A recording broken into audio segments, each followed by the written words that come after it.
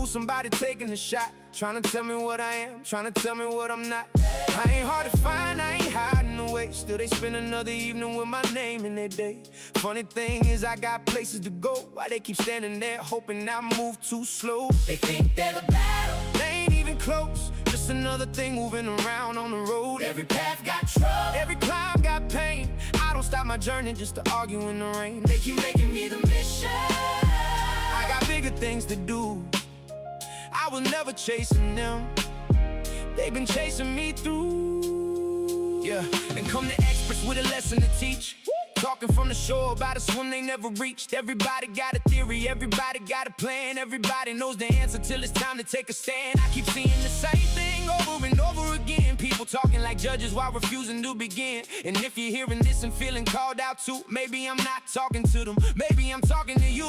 They think they're the battle, they ain't even close, just another thing moving around on the road. Every path got trouble, every climb got pain. I don't stop my journey just to argue in the rain. They keep making me the mission. I got bigger things to do, I was never chasing them, they've been chasing me through. Maybe that's the part that gets me more these days. I can see myself in some of them in certain ways. Not the hate, not the noise, not the bitterness they bring, but the fact that they're capable of building something. They talk about the losses, talk about what they lack, but they don't move like somebody trying to fight their way back. The boss ain't standing here, the boss is waiting ahead. Some folks stop leveling up and start watching players instead. Into the future version, listening somewhere down the line. Don't waste your life turning another person into your grind. The road is long enough, the work is hard enough. You don't get stronger spending all your years tearing people up. They think they understand me, maybe they understand more, because people don't spend years staring at a closed door. Something in them sees it, something in them knows. You don't throw this much attention at a thing that never grows. I don't need belief from strangers, I don't need a cheering crowd. Life already taught me lessons long before I'm learning now. Every mountain stays a mountain, every road keeps asking more than the people trying to stop me were never what the fight was for. They make me the destination, I keep walking toward my own. That's the difference people doing, and people watching on the road.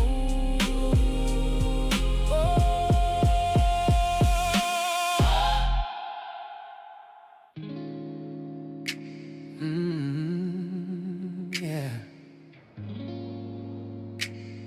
I ain't got it all worked out, and I don't think I'm supposed to. This is just me. Used to bend myself to keep things smooth, say let's stay small, just make it through. Play the version people could receive, and lost some parts of what was really me. Wore a face that helped me get along, held it together, called it being strong. And every year got a little harder to tell you what was peace and what was armor. Thought by now I'd be a little further, little less tired, little more certain.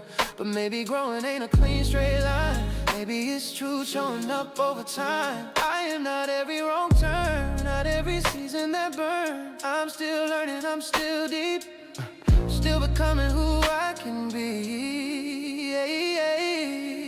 This is authentically me, not perfect, just honestly trying to hold on to my peace without pretending it comes easy. I'm still facing the truth, still shedding what I outgrew.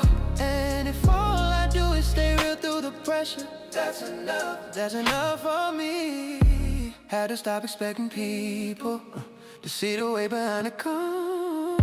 Some folks only know the version and never says when something's wrong. And I've been working through it slowly, one hard day, one breath, one choice, trying not to lose myself between survival and a voice. I don't need to be the loudest, I don't need to prove I changed. I just wanna look at who I am, and I feel like I turned away. Getting older to make it clearer, time don't pause so I can't hide. Some things heal and some things stay, and you just learn to carry right. Iron out what got broken, not every silence I swallowed. Every lesson, every hit taught me what I won't fake again. This is authentically me, not polished, just finally seen. Trying to stand where my feet are, without performing strength for people. Still making it through, still becoming something true.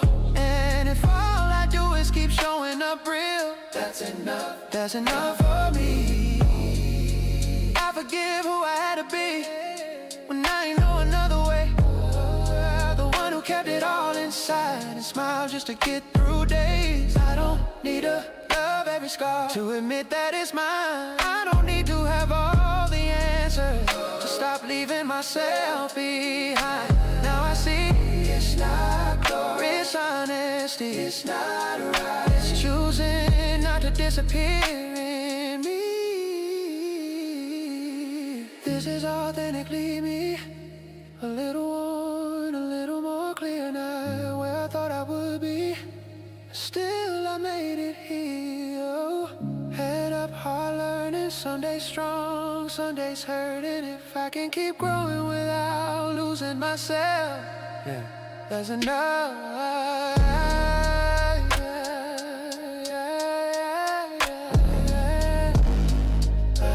Yeah, that's enough for me.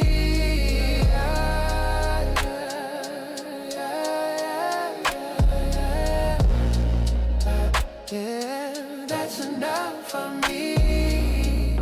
Authentically me, still figuring it out, still becoming, and that's enough for me.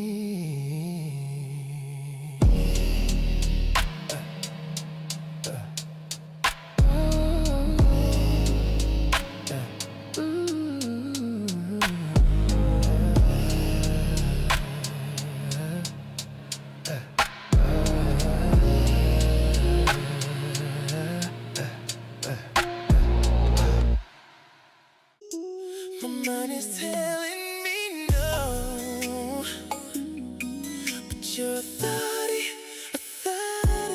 telling me yes. Baby, I don't wanna hurt your body. There is something that I must confess to you. I don't see nothing wrong with a little booty tickle, with a little booty tickle. I don't see nothing wrong, baby. Hey, I don't see nothing wrong with a little booty tickle. I don't see nothing wrong with a little booty tickle. I don't see nothing wrong with a little booty tickle. I don't see nothing wrong. See, I know just what you want, and I know just what you need, girl. So baby, bring your booty to me. Bring your booty there. I'm not playing around with you. Your booty is what is true. With me is where your booty should be. Girl, you need someone like me, yeah, to finger your backside and give you the need. I don't see nothing wrong with a little booty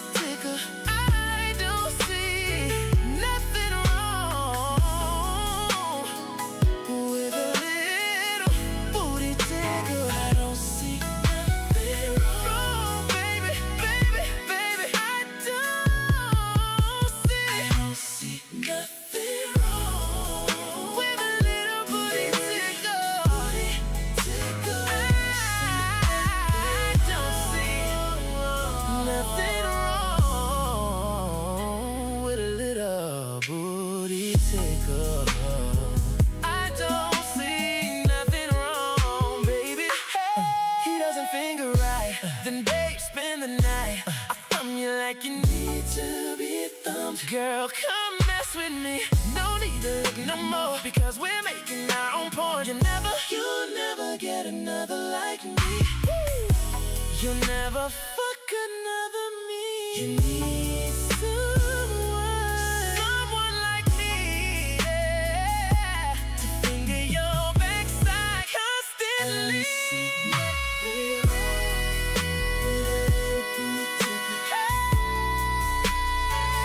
Nothing wrong with a little booty tickle. I don't see nothing wrong. I don't see nothing wrong. I don't see nothing wrong.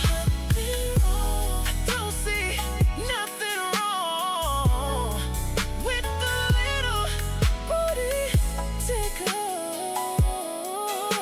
I don't see nothing wrong, baby, with a little booty.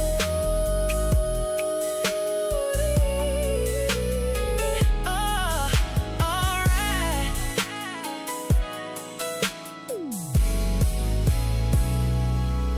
Alright.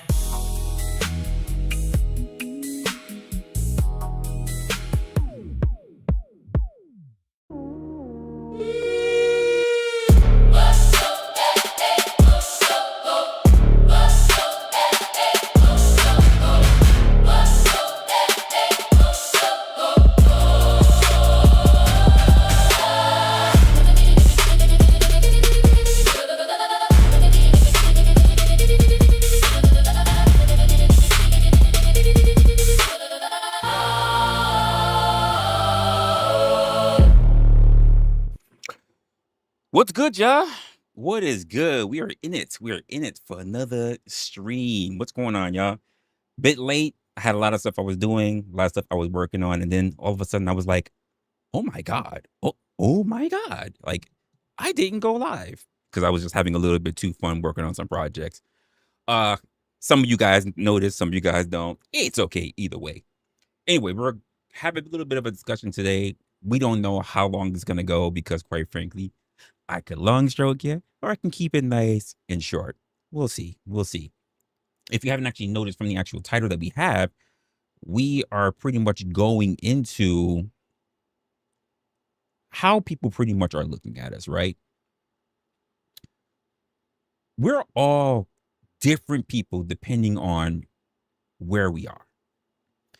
And I started thinking about this as initially as a content creator thing. Always good. Resto Chesto's in the chat. Appreciate you. And as you get in here, of course, give your hellos to everybody that's in here. We ask you not to jerk it, so please don't lurk it. You know what I mean? But I was thinking about this as a content creator, and I'm thinking, why is it that a creator has to seemingly be the same person every time that they turn on the camera? But the more I thought about it, that just doesn't happen to creators. And I'm wondering where this weird expectation comes from, you know, and we do it every day online. Let me mute this thing, because if I get another notification, I'm going to drive myself nuts. People have been really trying to get out to me today. Yeah, that should work. Yeah, we see it all the time. We see creators do it to chatters. We see chatters do it to creators. We see chatters do it to other chatters. And you see somebody often enough, and eventually you start developing an idea of who that person actually is. Or rather, who that person is, not actually. And that's normal. That is literally how we get to know, how getting to know people works. The problem is that online, you might you might know somebody through a very extreme and narrow part of their life. Maybe you've only seen this person in the chat, and that's pretty much the extent of your knowledge with them. Worse, if you never saw their actual face or whatever else may be. You've never gone to dinner with this person. You never shared meals. You never shared drinks. I mean, don't be drinking out of their fucking glass. Like, you don't know if they eat ass or something like that. Like you don't do that. But you've never actually seen them like with their family. You've never seen them like pissed off trying to put together furniture with instructions that don't make no goddamn sense. You only know the chat version of these people. And sometimes that's enough for us to decide on our own. I know him. I know her. And you might know something about them in some little sense. And that's different. And when it comes to creators, we're not exempt from any of this. Whether it's a creator to creator thing, or like I said, a creator to chat, or chat to creator, or otherwise. You watch me enough, and naturally you're going to come to this opinion of what you think about me. You're still watching me in a very particular environment. I'm still in front of the camera hosting something. And that's, believe it or not, is the real version of me. But it obviously isn't every version of me. Same thing goes for you sitting there in the chat, or standing, or holding your meat in your hand, whatever you're doing right now.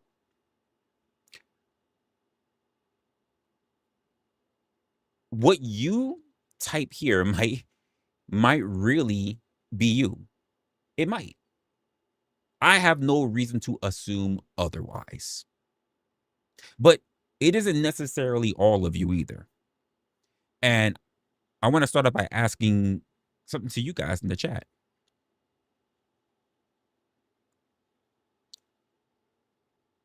What is something about you that somebody who only knows you from live stream chats would never guess about you?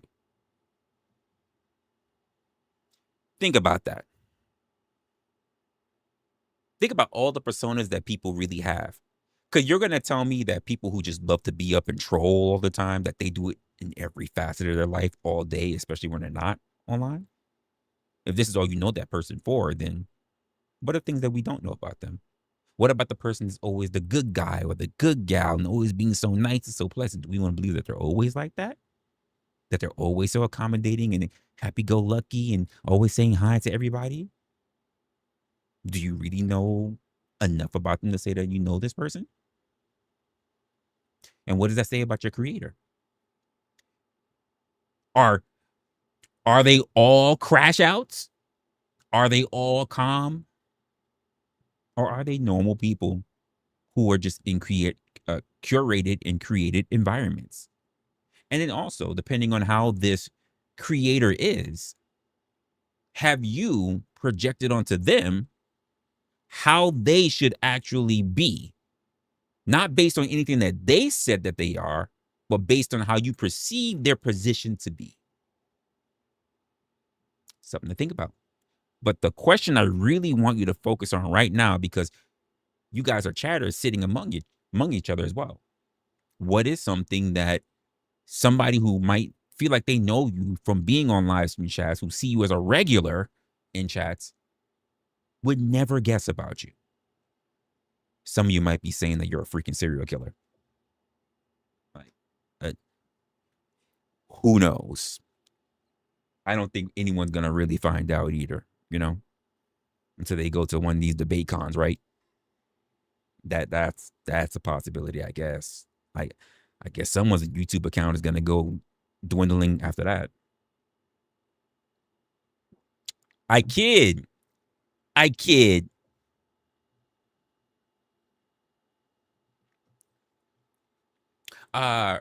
Resto, you said something that people don't know about you is something people don't know about me is I secretly enjoy bingo. Bingo? This motherfucker who stayed talking about people in their age is out there sitting next to all the grannies.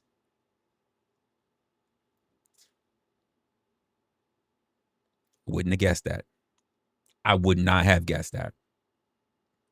This motherfucker stayed trying to dog a nigga out for his freaking age. And he's sitting there talking about he's sitting next to all the AARP members playing bingo. This is crazy. See, I would have never known that. And for those who actually watch wrestle, I don't think you guys would have known that either. That's crazy. This man be stayed talking shit and what he want to wear and how he wants to smell. And this man loves to be in a crowded area smelling Bengay. This is crazy. I know people like they want to scream out Uno, they want to slam dice, but this man like screaming out bingo. That's wild. I would have never known that. I would have never known that. Can't say it's something I would be doing, but okay. I get that. I get that. You said you do that as go to the community center on damn. This is crazy. It's crazy. No Chaser is in the building. Salute to you, sir. Salute to you. Let me do something that I haven't done. I forget these things. And I need, I am not a professional streamer. Unlike Resto Chesto, I'm not a professional streamer. So I sometimes there are things that I do, some things I need to remember. Let's see if I can get this to work real quick because I never think about these things. Let's see if it's gonna work. Like I said, we got Resto who's in the building who says bingo is lit, and then we got No Chasers in the building as well. Give me a quick sec. Because I changed up a whole lot of stuff going on. My browser. We're going to do this. We'll do this. And this. And this. And then we'll go here. By the way, I'm always looking for I'm always thinking of new ways and new things to use in order to make content a lot easier, but also aesthetically pleasing for a lot of people. And if you guys ever run across something along your channels, along your travels, I guess through channels, and you see something interesting that you think that I might be interested in, let me know. I'm very much if you haven't realized it, I'm very much like a tech guy when it comes to being here in these YouTube streets. So let me see if I can do this real quick for you guys. So No Chaser is in the building. Yes, we got that up there. And of course, Resto is in the building as well. With the booty sickle starting out early. And then let's see what happened here as well. We have No Chaser that says he was trying to share my channel on your page. But yeah, there's no option. Wait, what do you mean? What do you mean there's no option? Well, what do you mean by there's no option? Huh, interesting. On my Discord. Oh, yeah. My Discord, damn, you weren't around to that? I pretty much I took my Discord away.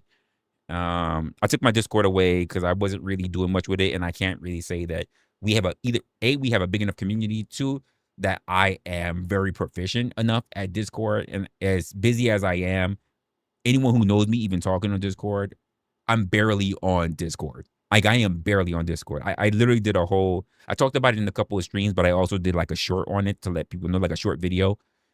So that people know I was really kind of walking. It took me. I was gonna walk away with Discord altogether, but I decided it is a communication tool that people like to reach out to me on. So I just only took away the server right now. Or rather, the server's not gone, but I have disbanded the server. So sorry you didn't get if you didn't get a notification or something on that too. If there was a notification thing, I don't know. I'm not great at Discord, which is why I just announced it on my community page and then on a live stream and then also on the video. That was the best way of me doing so. When I get more comfortable and as I build up other things and other facets, I'll eventually bring Discord back. But right now it's just something on my plate that I really can't manage. And every time I look at it, it's just collecting dust. So you got that. Let me get into the next thing of what I was talking about. Oh, no, Jason, since you're here and you're active in the chat right now, what is something that somebody who may know you in a lot of different spaces online, like I say, they know you in other live stream chats and everything, would never guess about you? What is something you feel like they would never guess about you, even though they've gotten to see who you are and talk with you in a lot of these spaces?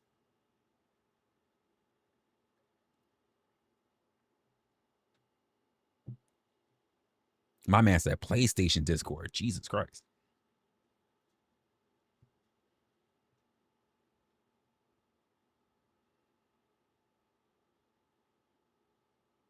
You said, well, yeah, that's probably true, Russ, though.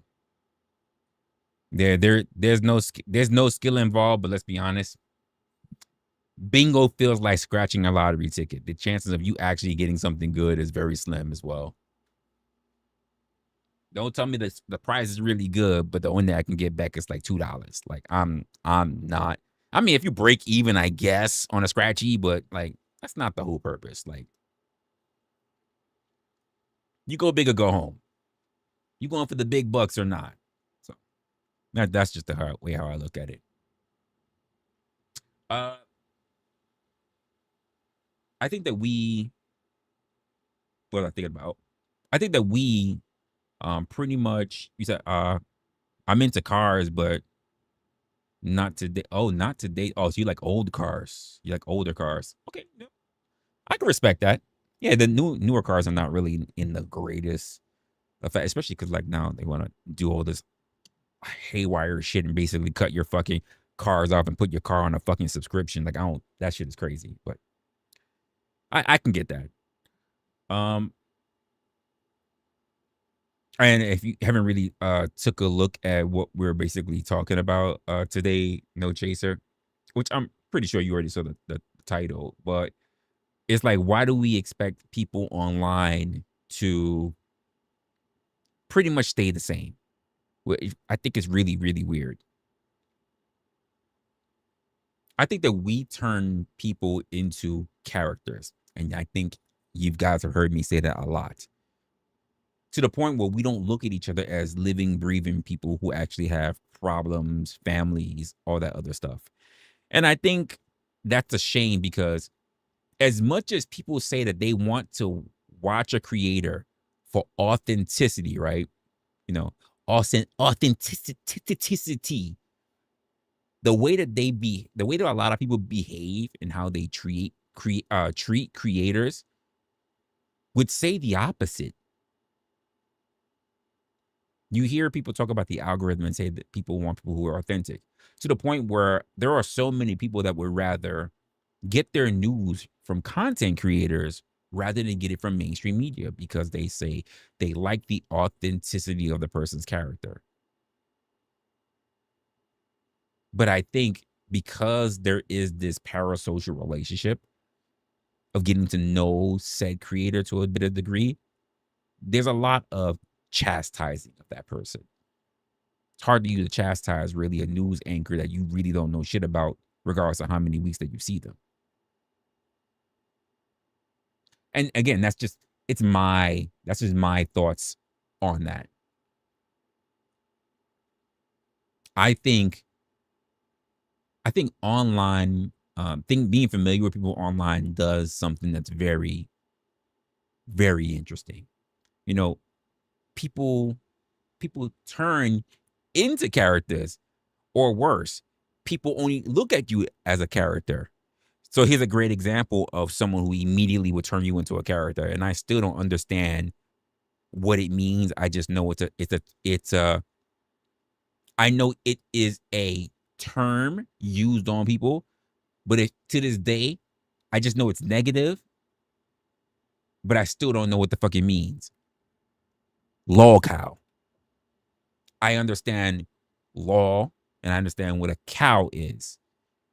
But the idea of you look at this person in this demeaning way, but you keep watching them. So obviously it doesn't matter, because here's the truth of the matter when it comes to the essence of a cow.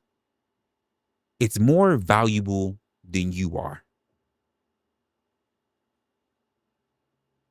Because if you can't take your eyes off of getting milk and meat and cheese and everything else from it, you're not the one that's important. The cow is. And I run into people who turn around and say, this person's a cow, that person's a cow, and I don't care about them, whatever, but religiously will stalk and watch them. Who's the important one? Do you think that they care that you dislike them if you follow them like a cultist? I don't think they care. If they did an OnlyFans, you would subscribe just to watch their ball sacks move. That's not their loss.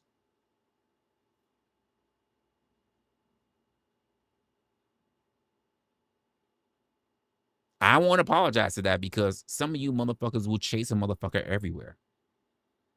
And I think it's absolutely appalling, especially to my senses.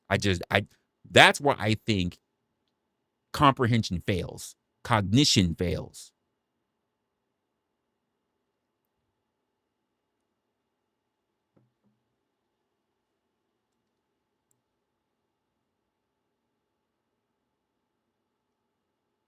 I mean, I don't know if other people will see that, because you say, you say with Resla, you see the change, but I think you can also see that I put in change. I don't know if we can all say that about everybody else, because I think sometimes their change is not necessarily the things that they do on their channel, but rather how many people just get to know them. Now, you could look at that as a change because it's social change. It's social proof. And for a lot of people, they'll say that probably I don't have that.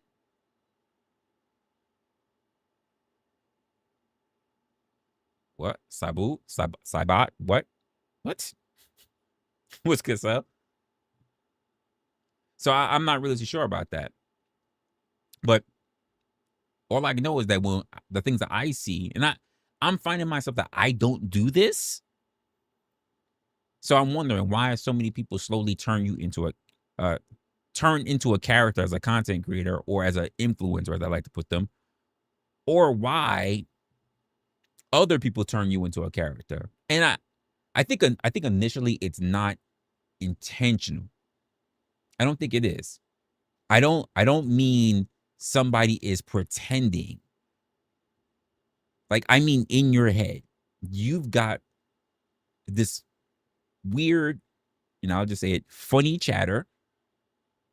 And you have the serious chatter. And then you have the argumentative chatter. You have the person who always agrees. You have the person who always complains. Then you have the trolls. You have the super supportive. You have the quiet person. We got plenty of those. You have a lot of these different characters, and creators get labeled too. They say he's angry. She's too positive. He's the smart guy. She's dramatic. He's controversial, or whatever the fuck else that they want to put up. And once we assign somebody that kind of role, we start noticing when they step outside of it instead of actually giving their just due from the beginning. I think about somebody in the chat who consistently is joking. Then one night they say something dead damn serious. Does it hit differently because you're used to them joking? Probably. Somebody who normally agrees with you suddenly says, nah, Resla, I think you're wrong about this one. Now, somebody might think something happened. Maybe there's a falling out between them. But the truth of the matter is that nothing necessarily happened. They just simply disagree. And that's allowed. But, being familiar creates expectations as well. And expectations can quietly become rules that other people never actually agree to.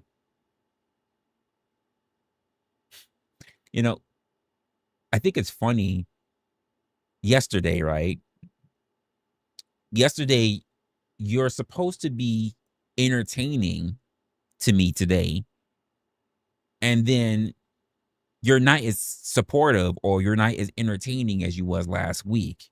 You're supposed to agree with me tonight. And I feel like you hate me because you don't agree with me the same way how you used to. Like, people for some reason don't think that the problem just may be them. If I am having a serious discussion, there are people who will come in and say, you know what, Resla, I think Resla's having a bad day, so I think I'm just going to leave. Are you saying I never have serious conversations? And I think the idea of how we look at entertainment now has dwindled, has crumbled, because education was also considered to be entertainment. Learning was considered to be entertainment. Now, we pretty much look at entertainment as the things that make us laugh or the things that piss us off. It's become so simple that it's so fucking offensive.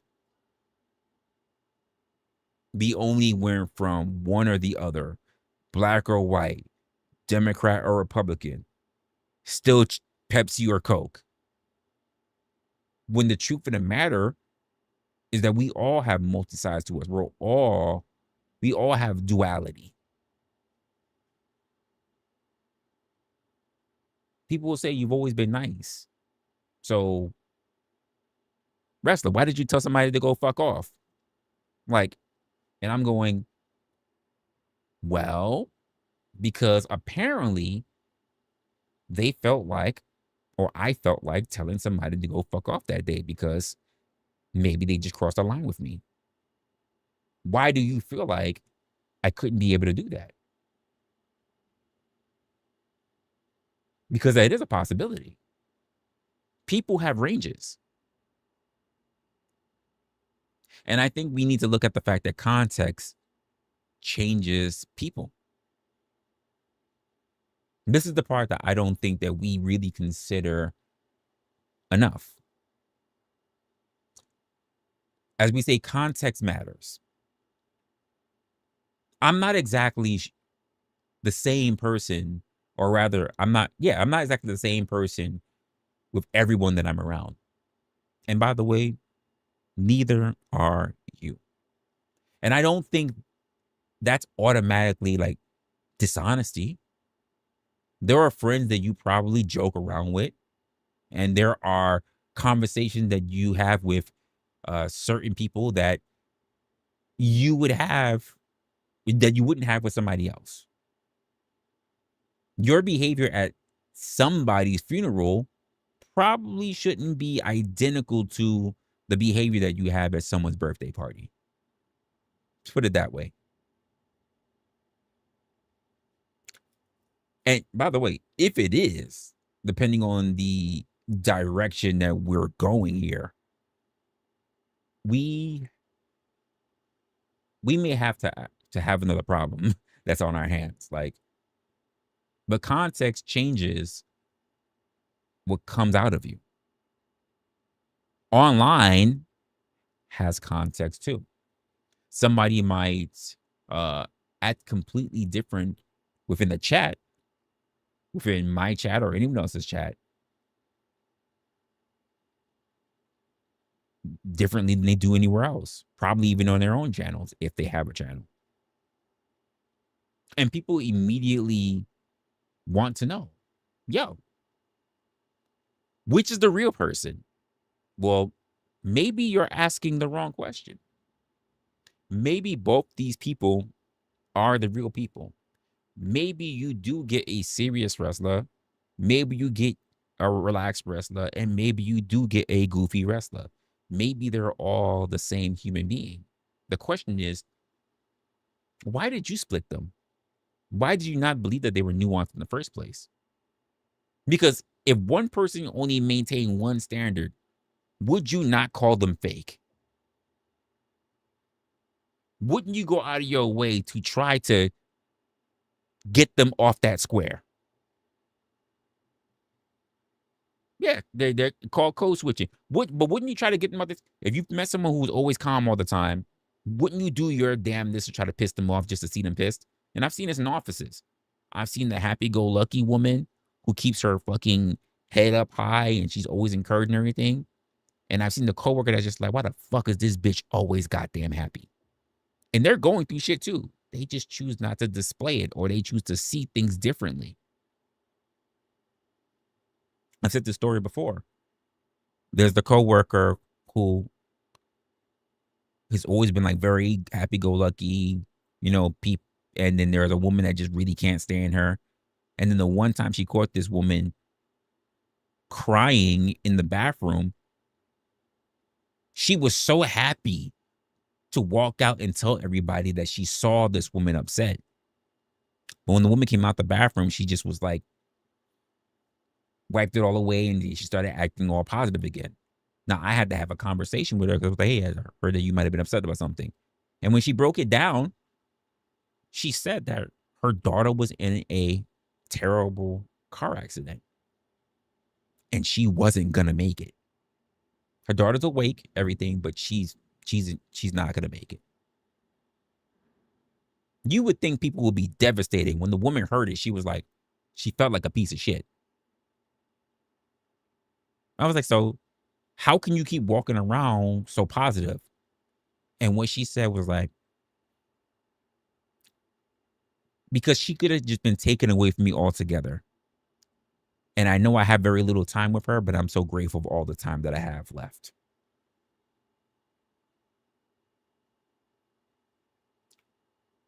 That other woman, I almost want to curse her out. Never fucked with her again. Never fucked with her again. But there are some people that just can't stand other people, even the perception of them being in a decent mood or trying to hold things together for other people. By the way, we have parents that have done that. Don't want to scare or worry the family. Don't want to worry the children. Wives have done this. Husbands have done this.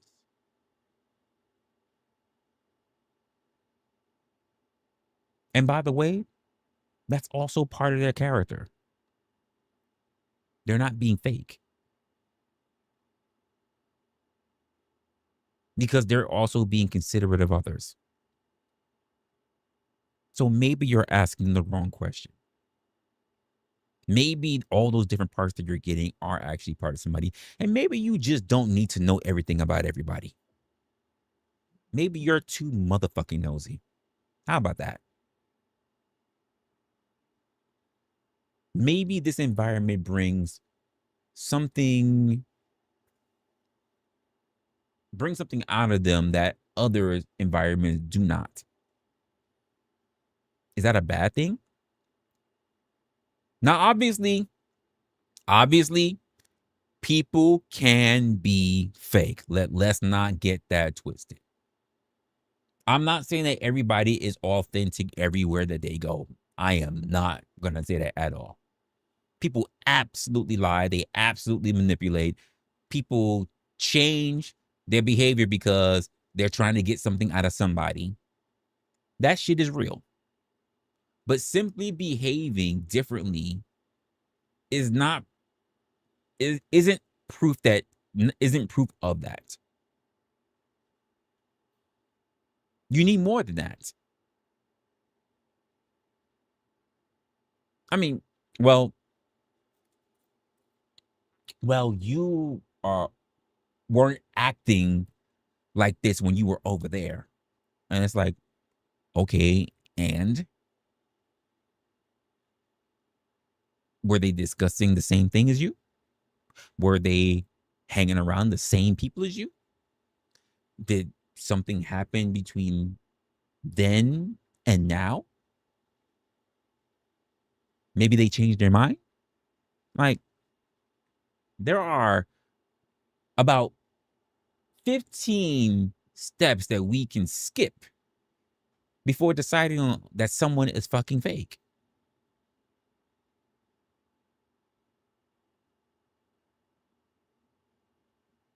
And I'm going to say this to people who like to be in the chat, right? Your chat history is not your personality. Because some of you guys like to just clip. And I don't mean those who like to clip streams. We're also talking people who like to clip the chat. Screen save the fucking chat. Your chat history isn't your personality.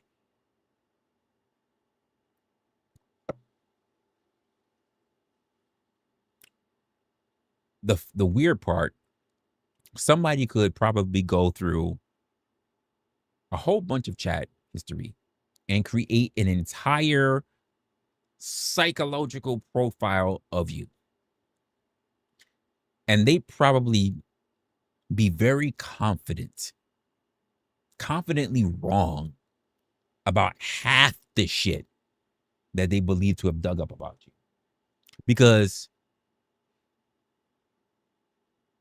imagine somebody is judging your entire personality by the things that you said, you typed while watching YouTube.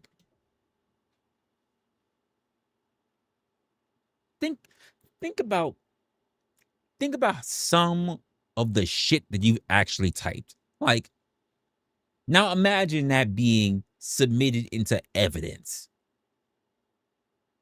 Imagine that. Hey, Your Honor, at 10:43 p.m., the defendant, no chaser, typed in LMA 00000, case closed. Like, the fuck? But seriously, like,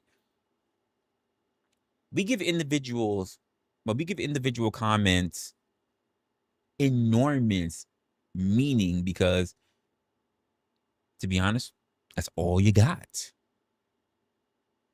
If someone types something fucking rude or disrespectful, maybe it's true. Or perhaps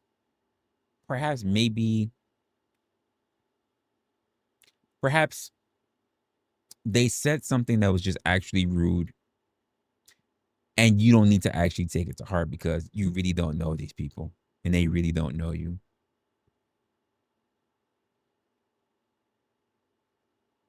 And maybe the thing that you're looking at and the thing they're not looking at are also perhaps not the same statements.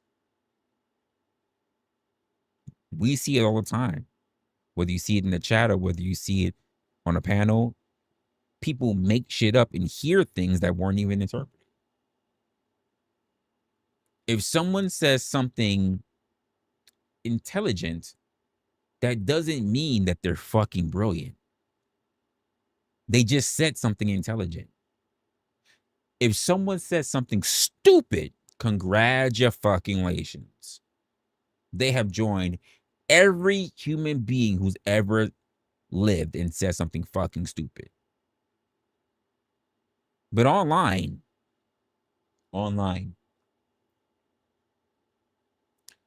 there is a tendency to turn an action into an identity. You lied, you're a liar, you're rude, you're a piece of shit, you're the worst person I've ever known, you misunderstood everything, you're stupid, you're dumb, you're a disgrace. Every time I see you, you disagree with me, you're a hater. That's one I hear personally a lot in my life. You're a hater.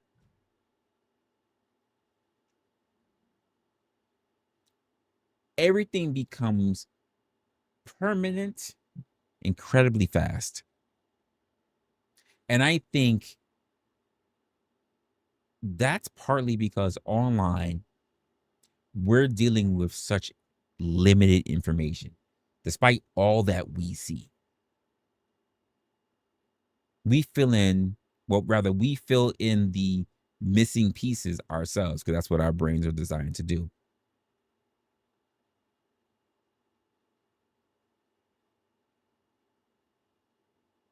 And creators are also known to do this with their chats.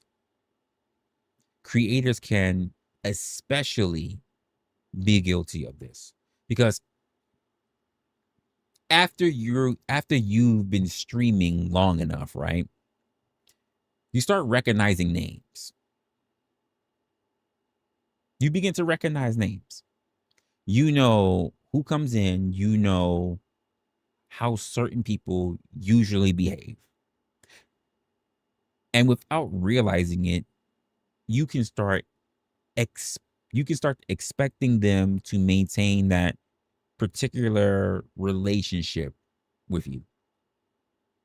Whether they're a loyal viewer, whether they are a member, they are a moderator, they're a person who always agrees, they're a person who always jokes, there's a person who's always shitting on you. And then one day that person does something outside of what you're expecting. Maybe they stop watching as much. Maybe they disagree. Maybe they watch somebody you don't like. Maybe they're friends with somebody who don't fuck with you.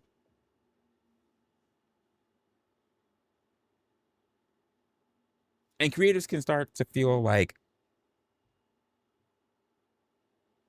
what the hell happened to you? Well, maybe nothing happened to them. Maybe you only knew them within the relationship that you had with them.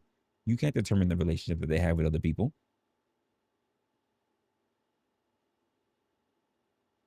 That's uncomfortable because as a creator, you usually talk about audiences like we know them to some semblance of a degree, the same way how they do vice versa. Some we actually do get to know. Some of them we do. Especially with smaller channels. You see the same names consistently. And there can be genuine relations that are actually there. But even then, you don't own the other person's identity.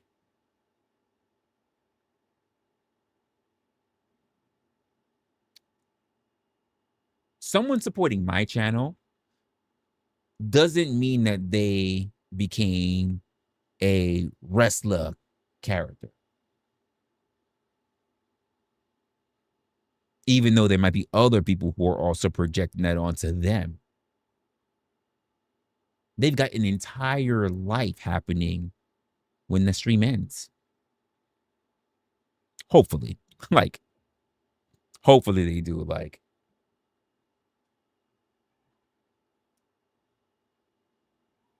if you're still sitting here, pretty much staring at an offline screen 6 hours later, which is crazy, by the way.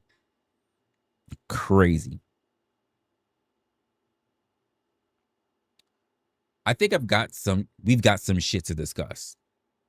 If you're still staring at a stream that I've ended 6 hours later, you and I got shit to discuss. Like, I'm not even gonna keep it a buck.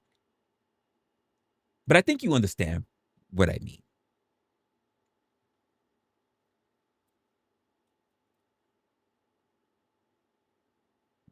I don't know why this chat is not updating as it should.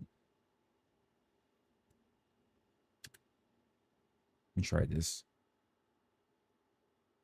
Okay, I think that's working.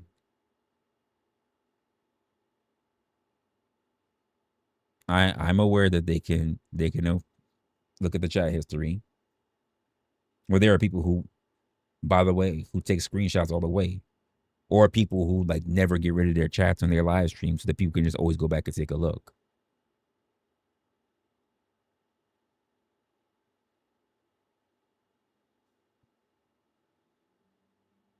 I don't think everybody can.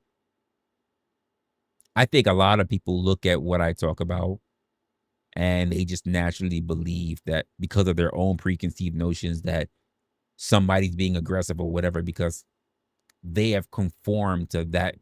Anyone who uses anything outside of a calm voice is a debate. And this is why I say there's so many sad fuckers that don't know the difference between an argument and a debate. Arguments happen in conversations, but there are people who lost the art of conversing, so they don't know the difference. And by the way, there are people who I deal with on a regular basis that because I know they also get loud, I get loud to match their energy because me being calm is not the way to reach them. Do you think they give a fuck because I'm calm? Do you think that if I'm going on a back and forth arresto and he's loud and cursing me out and those other shit, you think that if I'm being calm the way I'm talking, you think he gives a shit? He's still going to be loud and cuss me out. Do you think he's going to drop down to my level because I'm being calm? Fuck out my face.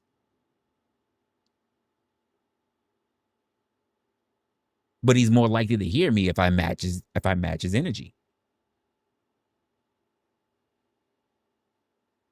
Because that's just the way to communicate. Doesn't mean it's a debate. We're just discussing at a different volume. And a lot of people don't understand that. Because any little thing that they find offensive, they find it, they pretty much jury rig their entire conversation. There are so many people, by the way, whether you've been paying attention a lot for people, a lot of people, because I'm having a conversation and they're having a debate, they don't lose to me. They beat themselves. Like, I don't know if you want to say, you want to put pause on that, but they lose to themselves. I don't own them. I don't do any of this shit. They lose to themselves because when they choose the topic, they choose everything else that is a lie and they don't check it.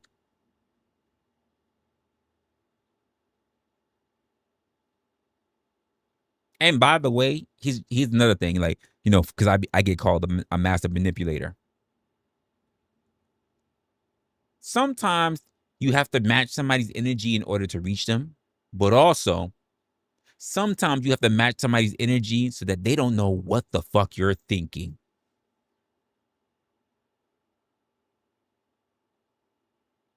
There are people who, because they believe they talk to people who are understanding or those who are in communication or whatever, they believe that you're supposed to have a very solemn tone while they are allowed to be unhinged. And if you were a good psychiatrist, therapist, or anything else, you would know that's not the route that you take. But people's perception on what another person's supposed to be like fucks them. It fucks them. That has nothing to do with you. That has everything to do with them. Your job is not to fight the straw man that they created for you. That's not your job. What your job is at that moment is to get them to fight against their own straw man. And people hate to fight the monsters that they create. And I'm pretty sure a lot of people don't notice it because there's a lot of people that just get dragged into and get wrapped up in all the essence of higher octaves that are happening within voices. They're yelling, not even screaming, but yelling. All I care about now is that they're yelling. I don't even really know what they're talking about. All I care about is that they're yelling. Which, let me just say, that's some trauma shit. That I'm not trying to diagnose, but that does tell me a little bit about your background.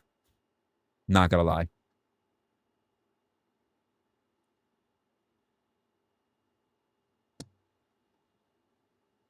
It tells me a little bit about your background. And that's not even to say that my background is any better. Because there are people like, well, what about you? The whataboutism's like, nigga, are you a child? Well, Jennifer did it too. Well, Timmy did it too. I wasn't the only one. Pointing out something doesn't mean that someone is better. But so many people view it that way because they can only have their arguments in the eyes of a child.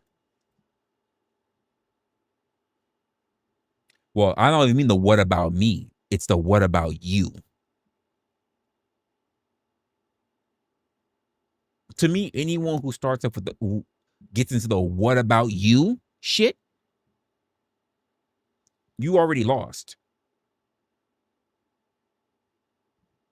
It's good, Emperor.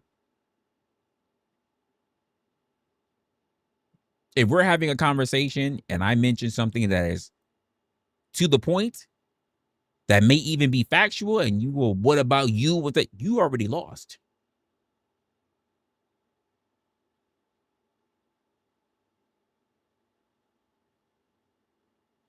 Or I wouldn't even say like that sarcastically, because people will take anything anywhere. And that's the sad part about the human brain. People will make up shit, especially in front of people that don't know any better. People will make up shit. And if it sounds convincing, they'll run with it because they're cornered. It's like a kid who'll lie about anything. They'll make it up. They'll blame it on the dog. Blame it on their sister. Blame it on the infant in the crib. Just because they don't want to be the ones to actually say that they ate the cookies. Like, and you have grown adults, people in their 20s, 30s, and 40s and above, who are still doing this. I don't even know what to call it.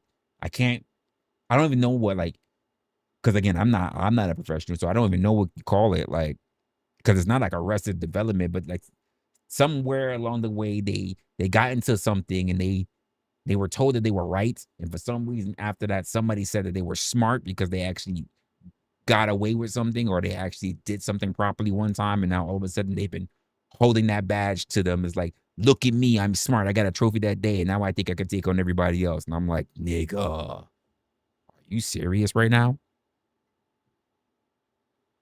That's like saying your mom says she thinks that you're beautiful, and because of that, you think that you can bag every bitch that you run across. It's your mom. It's your mom. What does that matter unless you like incest? What does that matter?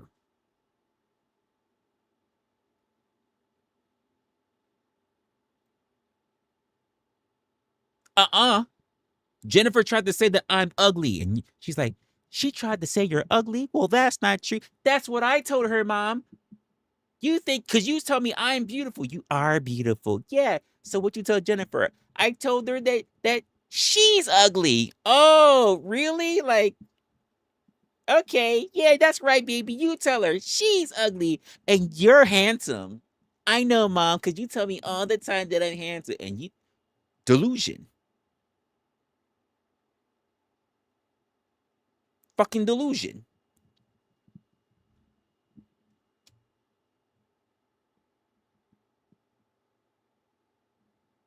And there are people out there that they were never really strong at anything, and one time they probably got a, who knows, it could have been elementary school.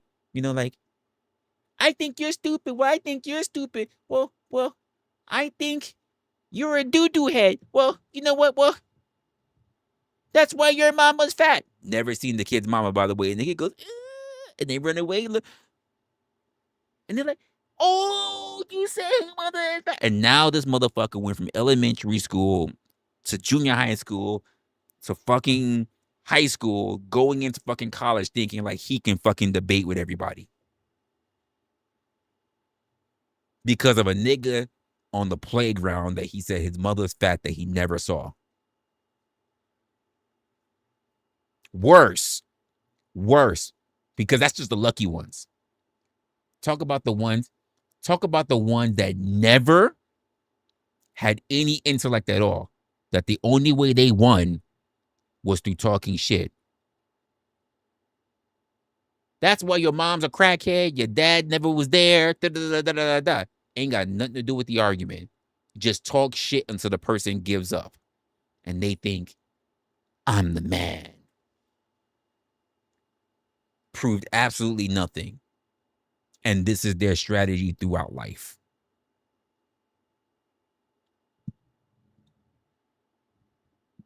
Professional mouth breathers.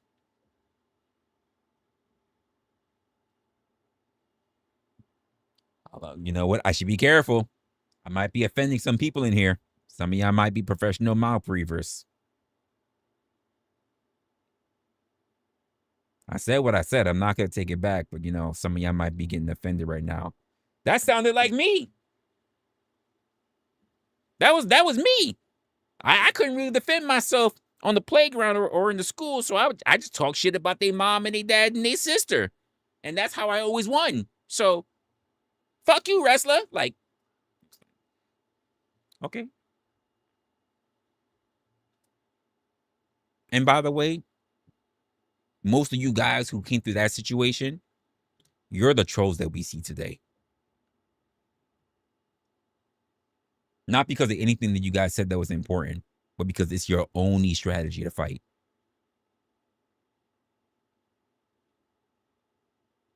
You've been playing checkers for too fucking long. Everything is king me. Checkers for too fucking long. You have no strategies.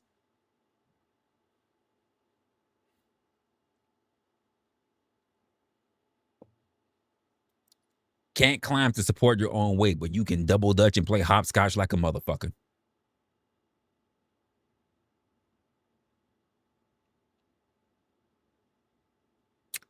I agree.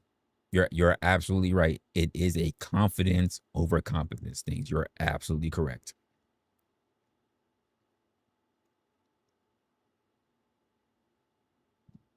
You're absolutely correct. Raging Tomato, what's going on?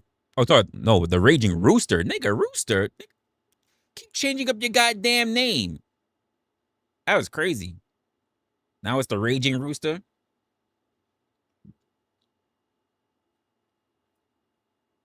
It's too many. It's too many people like this. And I don't mean you. I'm just talking about the conversation. There are too many people who are they have a very low ball figure of how to talk. But keep in mind, everybody wants to be heard, especially if they've been in families that didn't allow the kids to talk. Because let's be honest, a lot of people, whether they want to admit it or not, came from a household that said, do as I say, not as I do. And the kids didn't really have any outlet. They probably talk shit with their friends when they're out the house, but they didn't have anything. They didn't have any real words to express when they were in the house. They were never in an argument with their parents, and they were able to actually catch their parents in a lie or prove that what they did actually was the truth. And their parents had to be like, damn, the nigga was right. Worse, if they probably had parents that said, like when they did prove it wasn't them, they said, well, who the fuck is you to correct me, huh? If I said you wrong, you wrong. I'm the parent. You're the child. These are the motherfuckers that couldn't wait to become an adult. These are the motherfuckers that were singing the old commercials. When I grow up, I'm going to argue with everybody because that's what mom and dad did to me. And I'm going to prove how smart I am.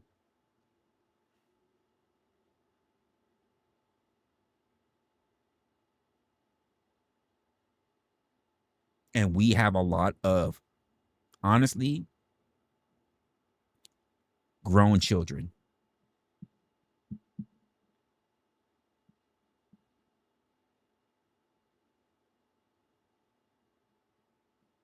It is what it is.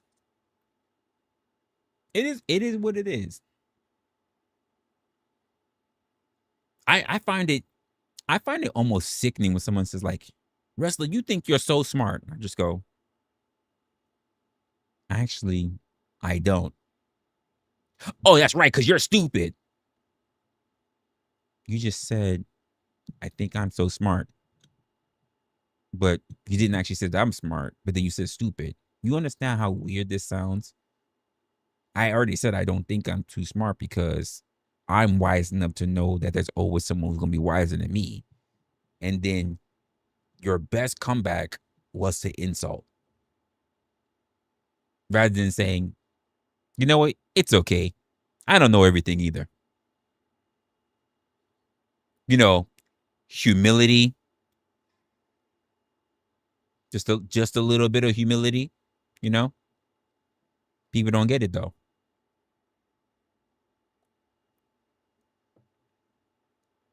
What you mean humility? We're in an argument. We're in an argument? Yeah. I don't care about all that humidity. It's not even hot right now. It's like, nigga, I said humility, not humidity.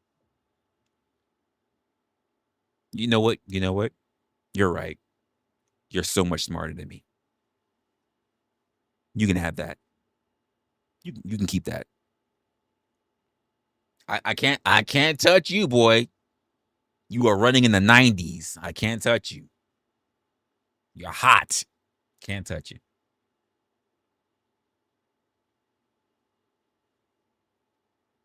That's why and by the way, that's why a lot of the guys that you see arguing, debating, you know what, something you really, do you know it's something you really notice? They're not modest. Modesty is something that modesty used to be an endearing trait that men had. What's good, Grid?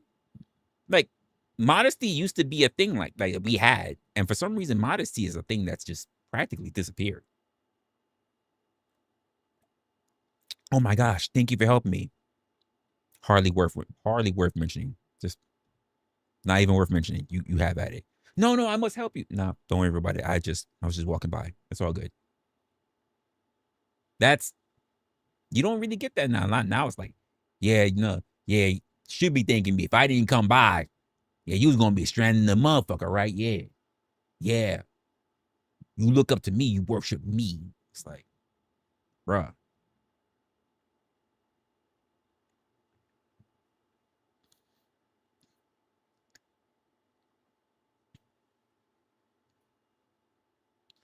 You said, somebody said what?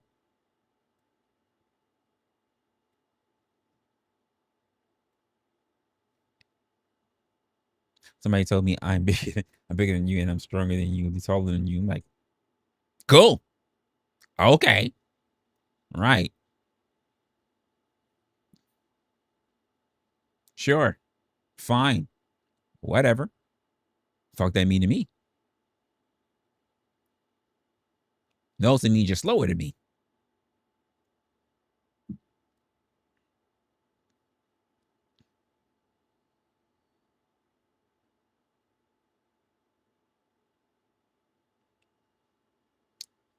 And I be thinking about sometimes what the chats do to each other.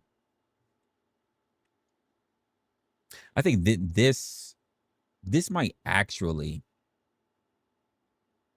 because sometimes I look at the chat and I find it very funny that we have people argue with each other.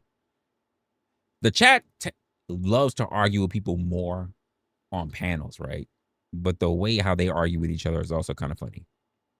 And the reason why I find it more interesting than the creator and the audience is because communities develop their own relationships without the creator, because they also move within several segments or spaces that they all know about, and therefore they even take their drama from one place to the next place. But they migrate their animosity. People recognize each other. They become friends. They become enemies. People bring histories from other channels. That's what I'm saying. And suddenly somebody arrives in a chat with a reputation that was created somewhere else. Before they've said anything on that stream, somebody already knows. Oh, that's the asshole. Okay, well, according to who? Maybe they are. I don't know. But I see this constantly. People will bring the previous versions of somebody into a new room.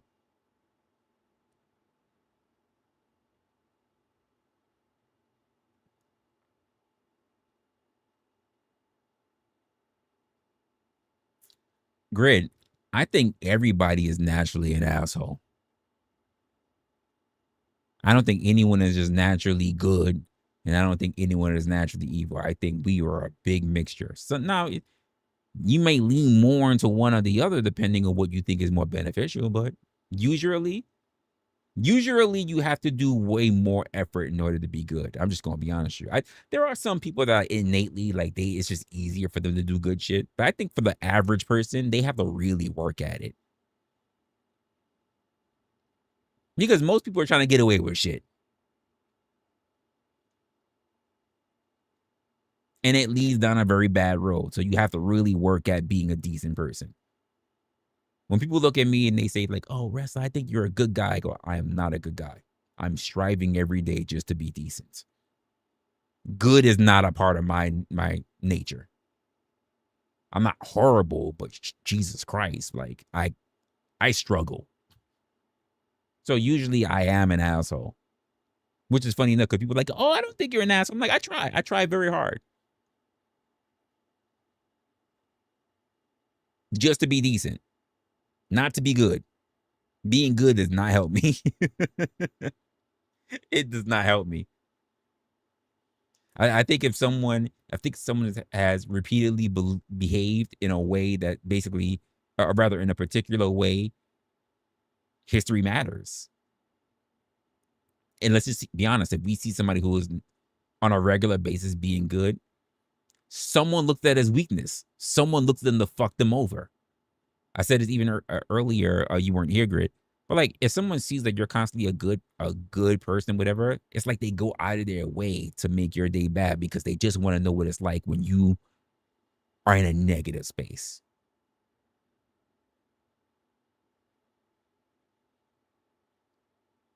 You think it's inherently easier to be good or apathetic? Ooh, I think the opposite. I think the opposite. I think it is easier to do bad. It is easier to sin. It is easier to do shit that you will get away with. What's good, Stack by? Oh, Mama's in the building too. Like, I think it's easier to do that. I think it takes a lot of effort. Like, because like there's no penalties for being a good person. There's only a penalty for being a bad person. So that, like, and it's crazy, even the fines that we do have for being a good person. I'm going to feed the homeless. And I'm a business that sells food. Now we got to fine you. That's crazy. It is easy to sin. I agree. It's easy to sin. It's easy to cheat. This is why we have so many rules against negative actions. We don't have too many penalties against good actions about people. Imagine it's like, I'm a good Samaritan, penalized. And then when we look at that, we go, wait, what? You want to look at this way. In my city in New York, right? If I have a business where we have to throw out food is still fresh, everything like that, I can't just give away all the food that we have left over. I get fined for it. I can only feed up to a maximum giving away food of 5 people. After 5 people, I'm going to suffer a hefty fine. That is insane. Fucking sane.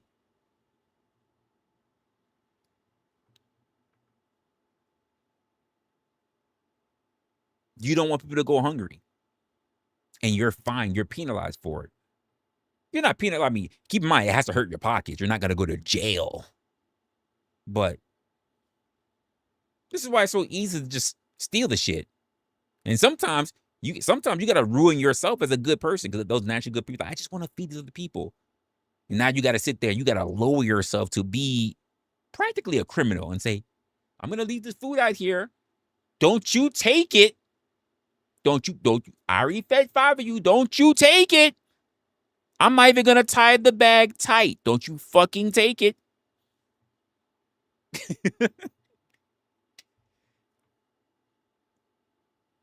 Did you see me on camera? Did you hear me when I said, don't you fucking take it? Don't you ruin me? You got to, like, it's crazy.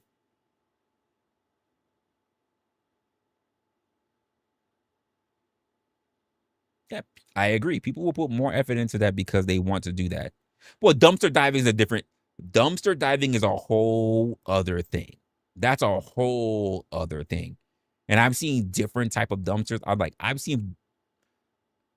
So there's a difference between a dumpster and there are different types of dumpsters, right?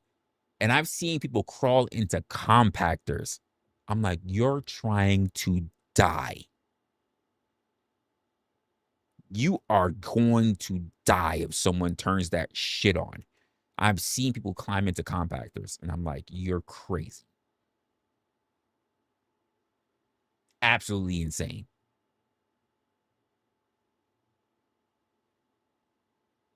Desperation is not even the word. You have to have something going on.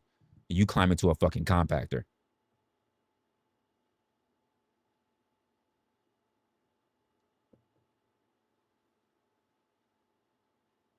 Yep, Mickey D. It's not just Mickey D's. Because here's my thing about that, right? Oh, you have an apartment in New Jersey? Yeah. I live in NYC. Been here for practically all my life. Yeah.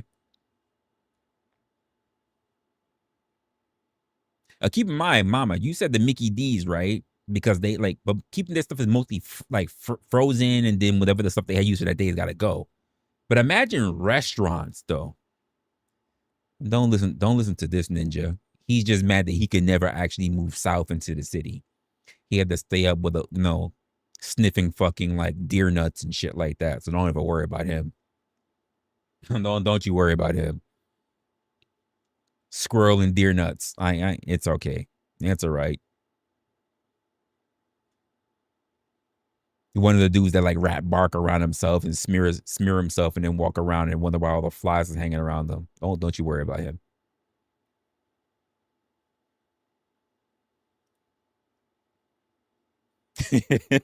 That's the deer nuts is wild. You're the one with the rifle going out there, man. So yeah, you can deal with that deer nuts.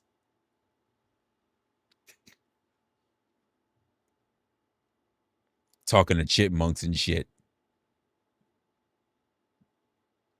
Yeah, I think it's like for me, it's the opposite. Like it takes effort for me to be nice. Like there's this thing that I do, Grid. And for most people who already know me on my channel, they already know this. I literally, let's just say if I'm home all day, if I have a day where I'm just chilling in the house all day, I have to get up, get dressed. I don't know what the fuck I'm going to do, but I got to walk outside. Not to go for a walk or whatever. I have to go find something nice to do for someone. Because in my mind, I have to at least do one good deed for someone in a day. I have to actively go out of my way to be nice, to do something. You can't even say like walk a little old lady across the street because she'd be ready to throw down with you because she thinking that you about to rob her purse or whatever. So like you got to go find something to do. Sometimes it just could be something as small as like, you know what, you about to get on a train, I'm gonna pay for you. I'm gonna pay the Metro card for you to go. Like, but you got to go find something to do. Like, geez, like I have to do try to do at least one good thing. To the point where I penalize myself. Like holding a door open is not good enough. I can't like hold the door open for the heifer because like they ain't gonna say thank you or they're not gonna really recognize this. Now I gotta really go out my way to do something for someone that they're gonna be like, thank you. I really needed help with that. But outside of that, I just be like, fuck do I care? Like, because normally I'm like, you on your own. That's the normal New York City mentality, or just the mentality of how a lot of people are. Here, I'm just like, you on your own. I'm good. What? I got all this heavy stuff. Psh, why you bought all that heavy shit? You know it was just you. You ain't got no shopping cart, no nothing. Why you just bought all that shit? Like, that's the normal thought for people.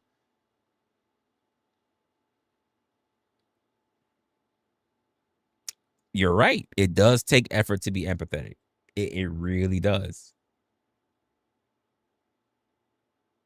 And sometimes I feel like I'm Tobey Maguire, Spider-Man, whole crime taking place, and I'm just like, I'm gonna eat this hot dog. I ain't doing shit. Like, I ain't doing shit. And I gotta remind myself, like, damn. Did I do one good deed? Did I? Damn, I didn't. Now I gotta do something. Damn it.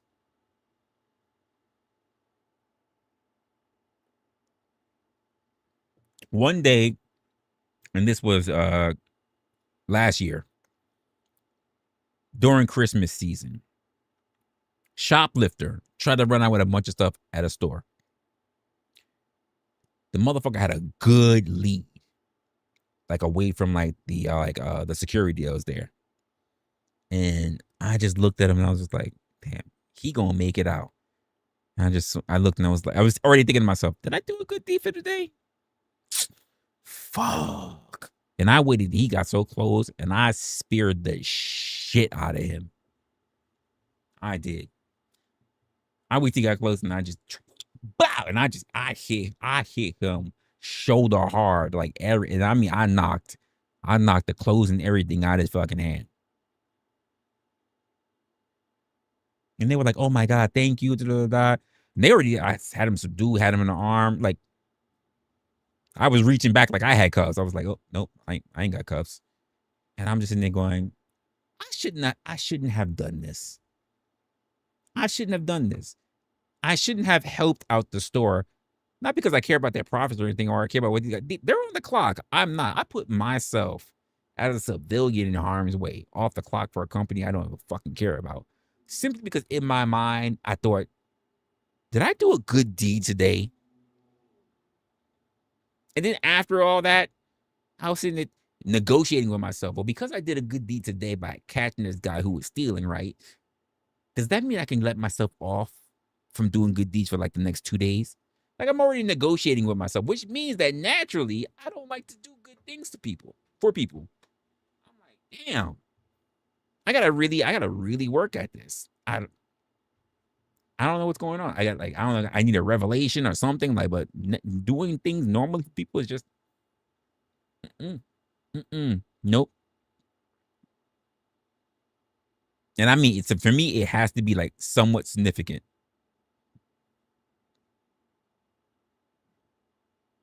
Like, it has to be significant.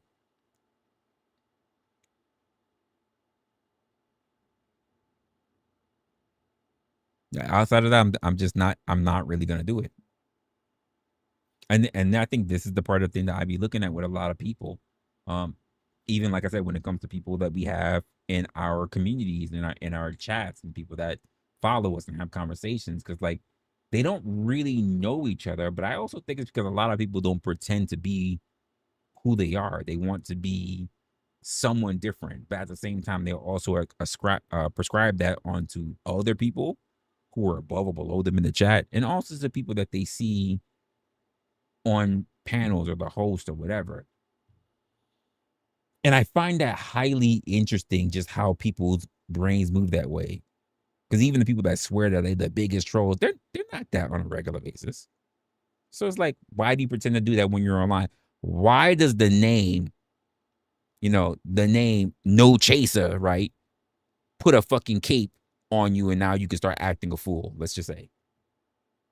Like, why is that a thing?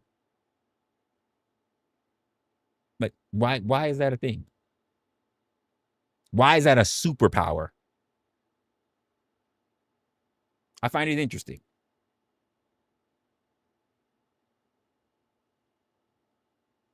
And again, the people who turn around and like clip or screenshot people's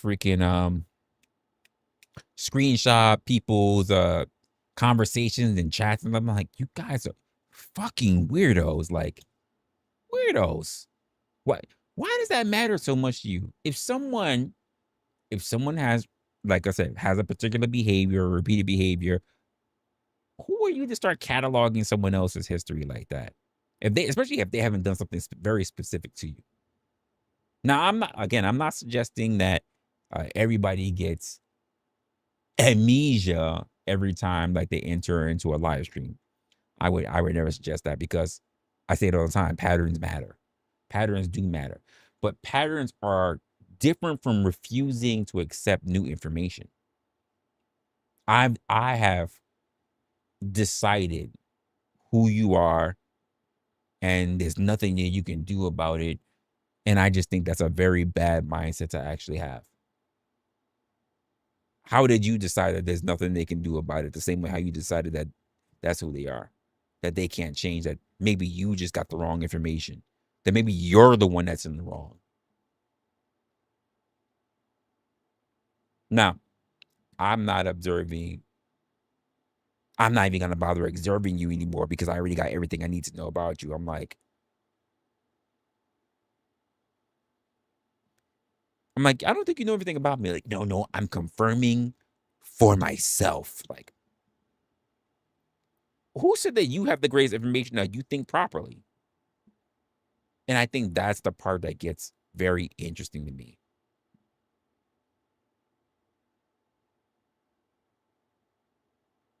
That's where I think a lot of people should really start getting a look at as individuals. Because we're supposedly watching people, right? But sometimes we're really just watching for them to prove our original opinion to be right. You just keep it a buck. I showed up to Resla's show. I have no idea what he's going to talk about, but I'm here because I'm waiting for him to piss me off. Don't know what the topic's about. Didn't bother looking at the description. Didn't care about the actual. I just saw he was live, and I'm here, rage breathing, holding my meat in my hand, waiting to get mad. And it's like, nigga, what? Huh? When the truth of the matter, as I said from the beginning, we are all different. We all have different sides to us. We all deal with, have our own sense of duality. But the idea is like this idea that duality becomes hypocrisy is crazy.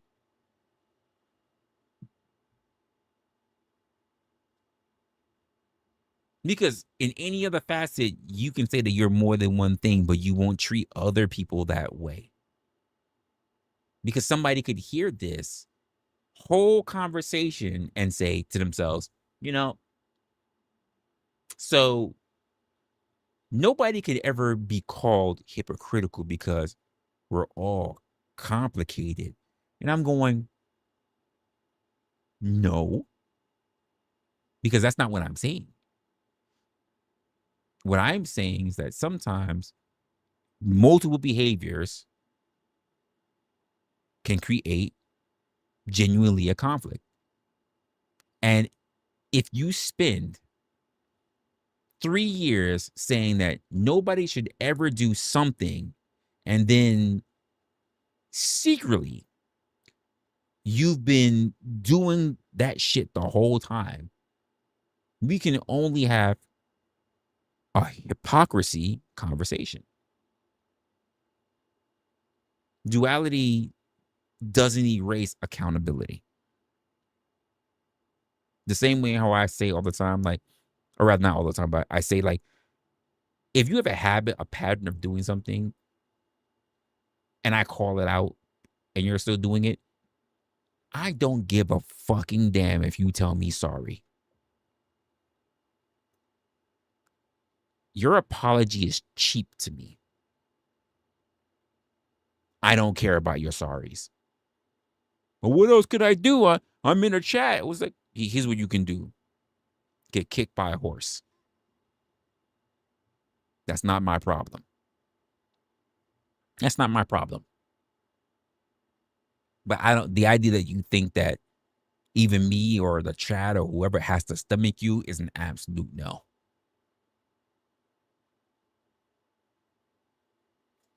And I have no problem being a city boy. I love being a city boy. That's not shameful to me. That, in fact, that's a flex. Because you know what? When I travel and I say I'm from New York City, and they go, "Oh, you're from New York City?" See, they love me. They want to know what I'm thinking and what I go through and what the city's like. But when you, sir, say, "Yeah, I'm from New York," and they go, "Oh, you're from New York?" No, I'm not from New York City. I'm from New York. They go, "Oh." End of conversation. Nothing else interesting about it. Oh.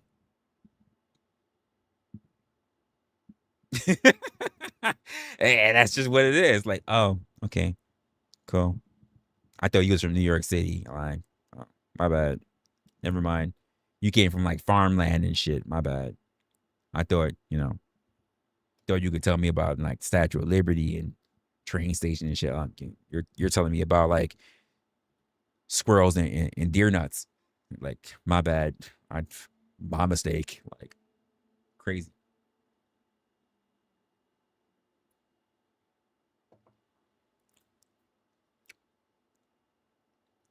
Mama, is he telling you how to do your job? Is he telling you how to do your job? Is he telling you how to do your job? That's crazy. It's crazy work.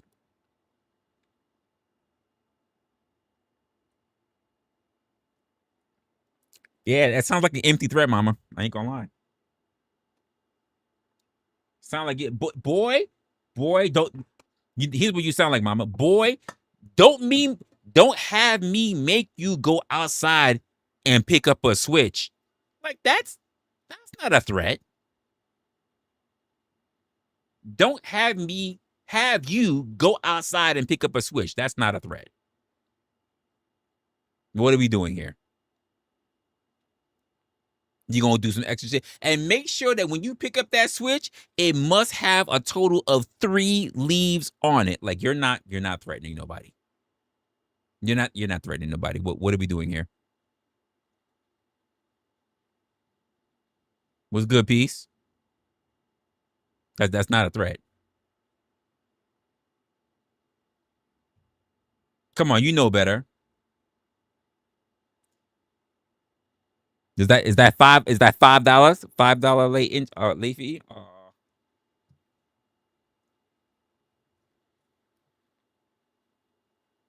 What was I saying? I was talking about duality. What was I saying? What was I saying? I was something in my head. I was leaving myself off. I was talking about hypocrisy. Damn. Peace Dynamo came in here and she hit up with the whole 10. I appreciate you, Peace. I appreciate you. You came in here, you supported. I love it. I appreciate it. Thank you, be here. She came in here with the 10. Picking a flimsy switch. That will break, by the way. Like, she said that. Like, she's gonna make sure that switch is dry AF. She's trying to make sure that when you swing it, it already snaps before it touches her. Like, that's what she's talking about. Flimsy ass switch. That just the cock back is enough to break it. Like that. I know with my southern people. I've seen y'all do it. Pick the most driest branch that you could. Like, oh, it was meant. God, won't he do it? Well, that's what he meant. I'm not supposed to get punished. I'm not supposed to get punished. I've seen the logic of that. I've seen the logic, which is why they say go get me a switch with 3 leaves on it. Because if it got 3 leaves on it, it still got some elasticity on it. It's still good. Don't you get me one that has no fucking leaves on it. Get me something that got leaves on it.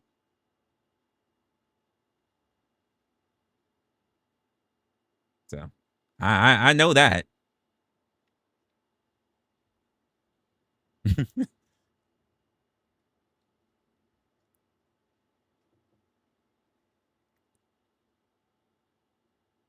$10 to get back. Well, it better not be Thailand bucks, you know. I can't spend that. Gotta be more. I don't know what them Thailand bucks is right. I need US dollars. US dollars only. Oh, by the way, folks, I know some of y'all are coming in. Some of you are probably just lurking in the background. But I do have to start promoting myself. So if you do actually see, do me a favor. I need to be a little bit more active on it, and I do need to see a little bit of my numbers move. So I need to start moving a lot of stuff. Actually, I was having this conversation with Resto, believe it or not. I think it was like last night, if not early this morning, where I'm just going to ask you, basically, if you haven't already, be sure to check me out on the other social media platforms that I got going on. And of course, if you're not really sure where the actual links are, check them down. They're in the description. Oh, wow. Oh, wow. And he gave up the bread. And he made sure. He actually gave American dollars. Said he loves the beating. True love comes with tears. Can't say nothing, mama. Those are some American dollars. Can't say nothing. He came through. He came through. Can't say nothing. It's already there.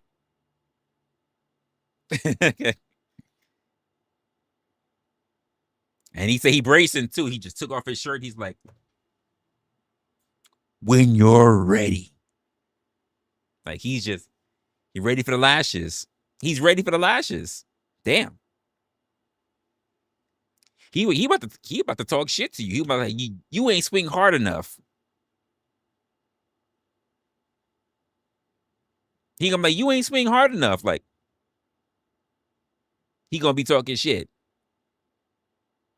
You used to swing better in your heyday. Like you can't swing as hard now. He gonna about to talk shit. He dropped that 10. That's crazy.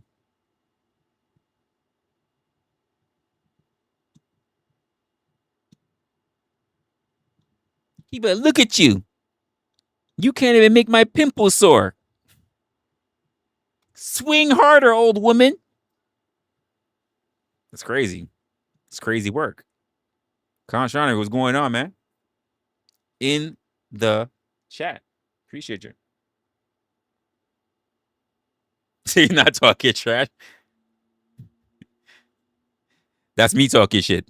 I'm gonna be on the other side. You hear that, mama? He said you can't swing for shit. Swing harder. Swing hard. You know what?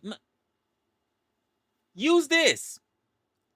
Throw the chincleta at him. You use that too. The switches ain't good enough. You gotta get close up. You gotta, in fact, I got a bucket of water. We gonna throw water on him. We gonna make sure it hurt. We gonna make sure it hurt just for you. I'm making it easier for you. You can't just give him the beatings dry. You gotta make sure you throw them wet so he can really feel it.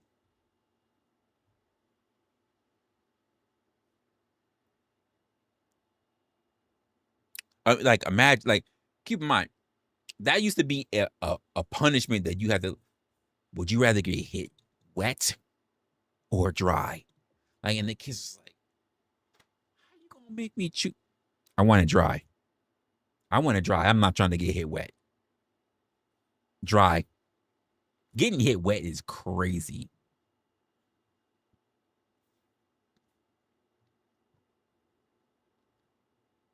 Swing hard, swing cherry. So swing hard, swing chariot, taking off the flesh from your bones.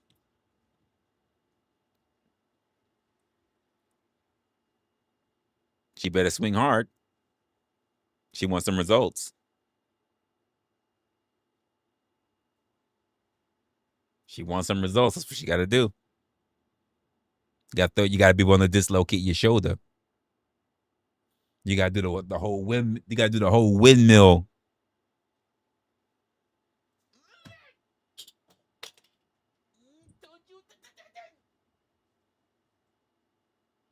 You got to throw your whole shoulder out just to hit him.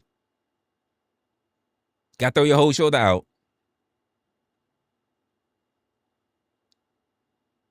You got to have them crying in the corner afterwards. They got the blood dripping down, and you got the ice pack on your shoulder, like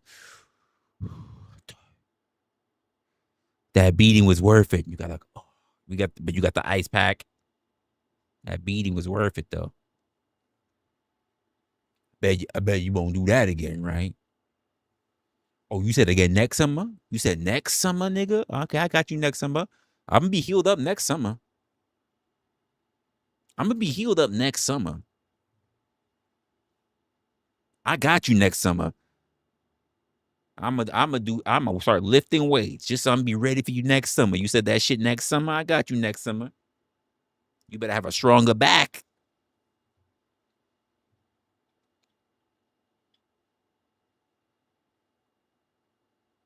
See, I just windmilled on you this time. Next time, I'm gonna do a whole somersault.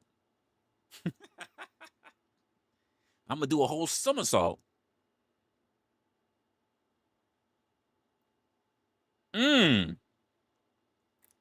That's crazy. What do you mean? What do you mean bounty on job? What do you mean bounty? Where did that come from? Meat or beat? First of all, meat or beat is crazy. Meat or beat is wild. What do you mean by meat or beat?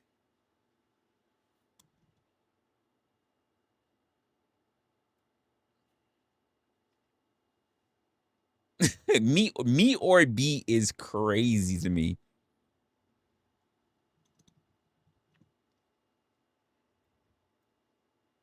Get it together. And she made sure she put that in US dollars. Absolute US dollars. Can't even say nothing about it. You know what's so crazy? I haven't gotten a donation in a foreign currency in a while. And by the way, that lets you know just how much I pushed away from panels. That I have not received any foreign currency in a while. I used to sit here and get donations, and I used to think like, I gotta calculate what the currency is for that. And I do the exchange.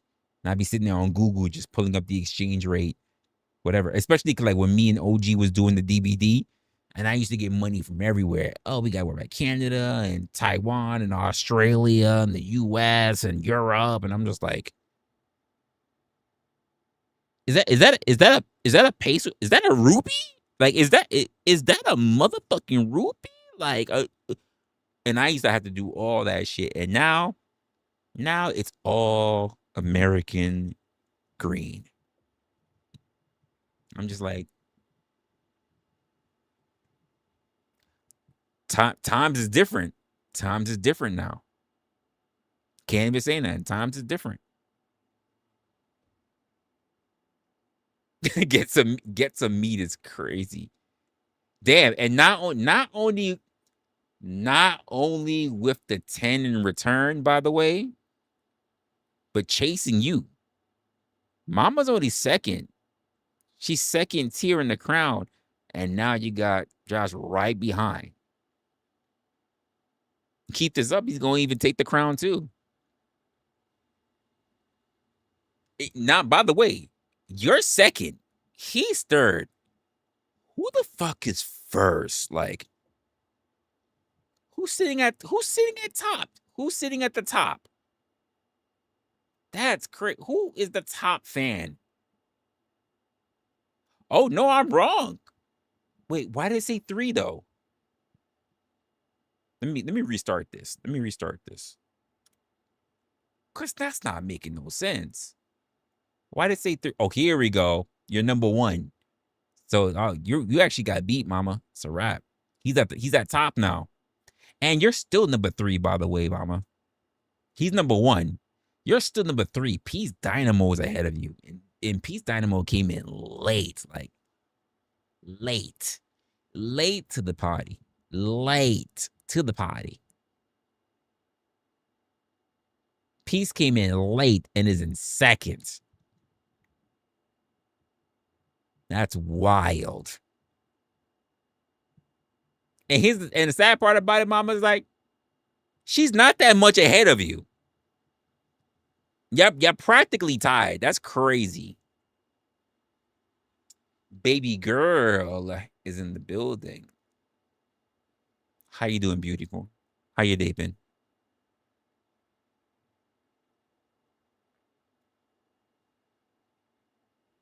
That is crazy, no chaser. It is crazy.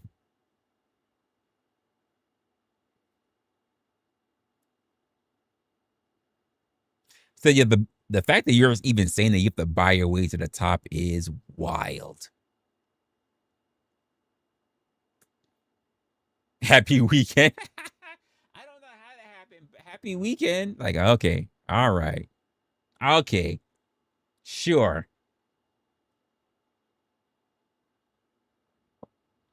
I don't even recall Peace typing that crazy in the chat outside of the late fee. So the fact that she's still sitting at number 2 was wild to me. I don't know how they're calculating that, but that didn't make no sense to me.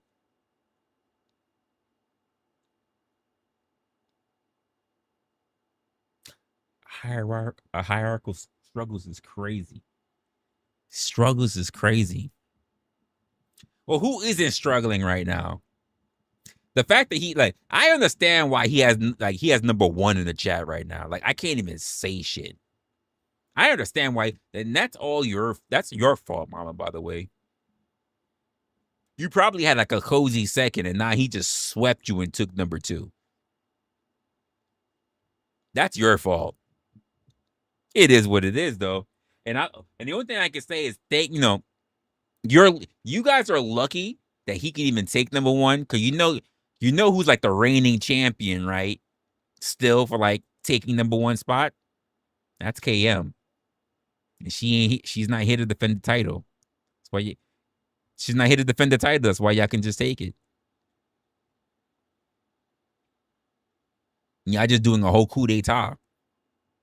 Because if KM was here, she's not gonna do it. She's not gonna let y'all just try to sit in her chair.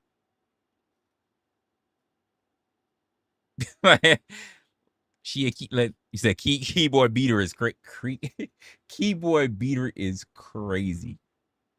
That's crazy. That is a wild statement. She's a keyboard beater. Damn.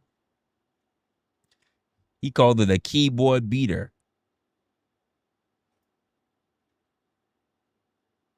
Called her the mouse fumbler. That's wild.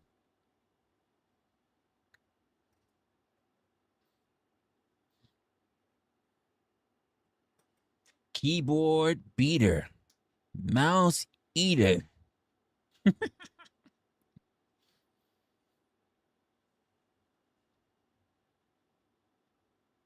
Monitor fumbling.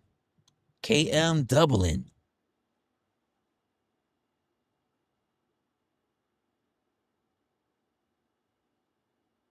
By the way, you were late. Oh wow! It said you got $5. Said you got $5 late fee too.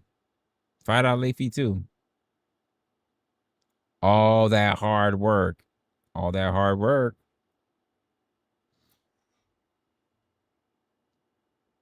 Can you cover me this week? He sound like Whippy. I'll pay you next Tuesday. You cover me this week. I got you next Tuesday. Next Tuesday.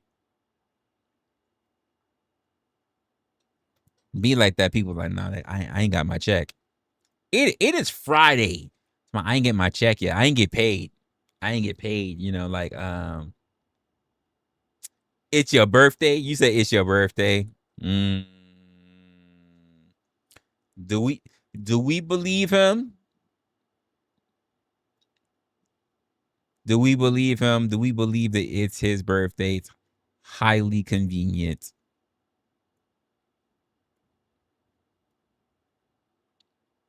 Is it his actual birthday? To hell no.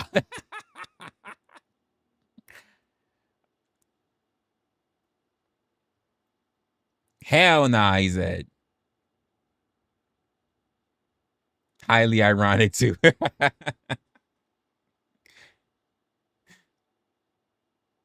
So yeah, no, it's my birthday.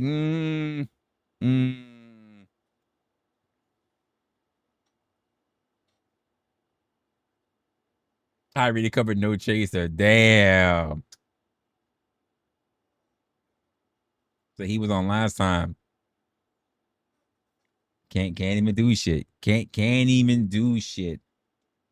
That's wild. That's wild. Oh. Said, come on, mom. Nah, mama ain't got the money. Mama has spoken. Mama has spoken.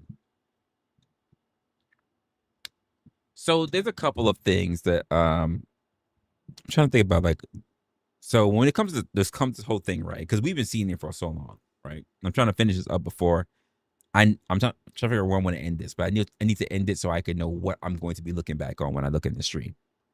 And I think a lot of people are acting up over this, right? Now you gotta talk about who is acting over what. I don't know. But I think a lot of y'all go to different people's channels or different people's streams, and y'all can see this. Some of y'all are naturally being who you are. Some of you. That's not the majority of you. And I think a lot of people are prescribing what they claim that you are based on how you are when you are on particular channels. Now, some of you only watch particular content creators. Like you only watch me. Maybe you watch a couple of other people. And then some of you are notorious caravan panel hoppers. And you're everywhere. You are like a whore. You're a whore.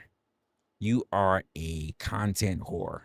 Like, you're everywhere. Yeah, you're a caravan. You just keep fucking moving. You are a gypsy. Take that for whatever you will. You just keep fucking moving. So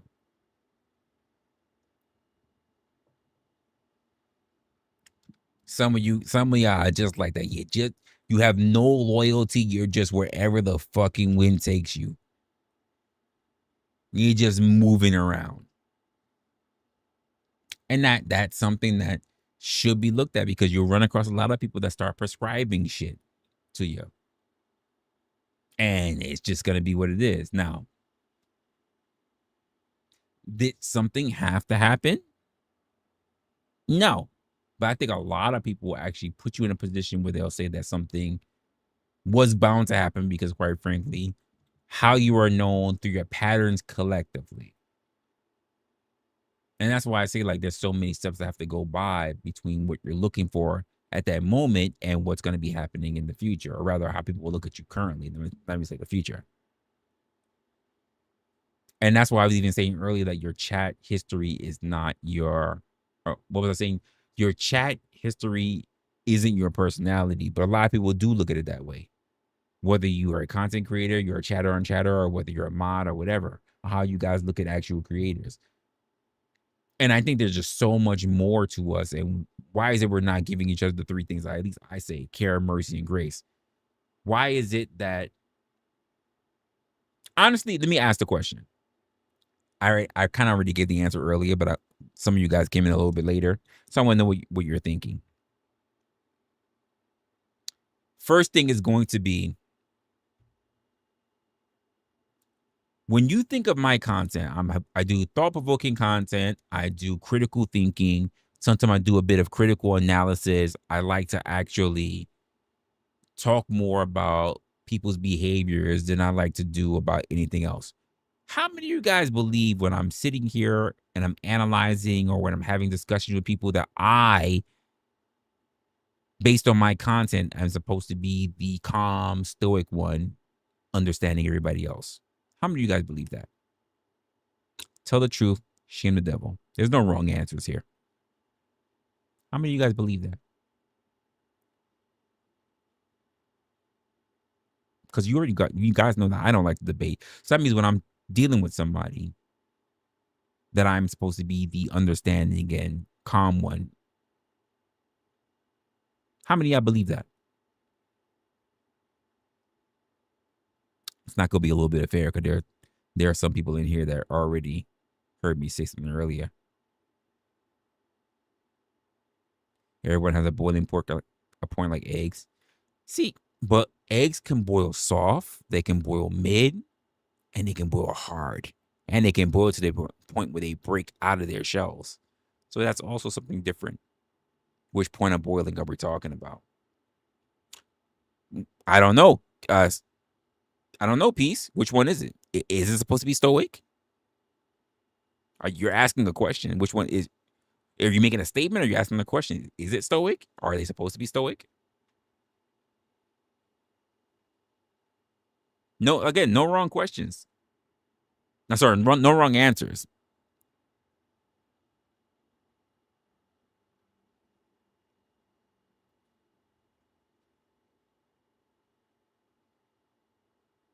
I'll give y'all a moment.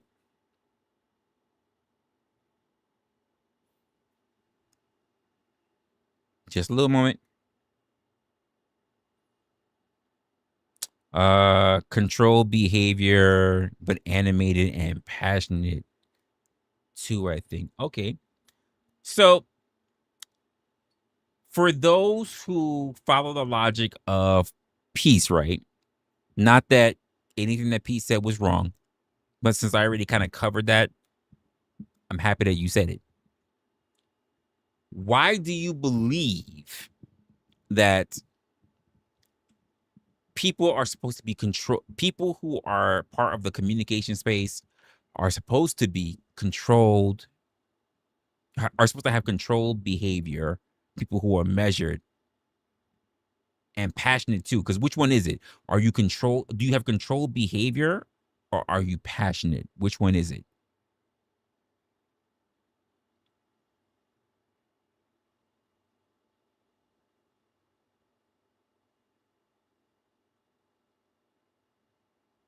You said you haven't watched me, but let me see this right. Let me move real quick. I just told you I'm in a different window altogether.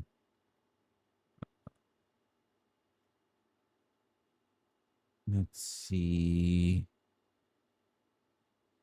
The UC and says, like, why is it why is this thing's not updating? Here we go.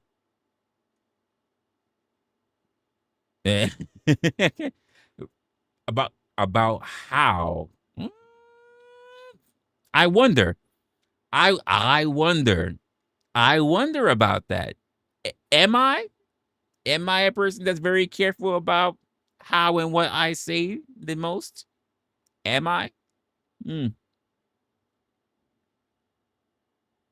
Very interesting. Very interesting. I'm not saying you're wrong or anything.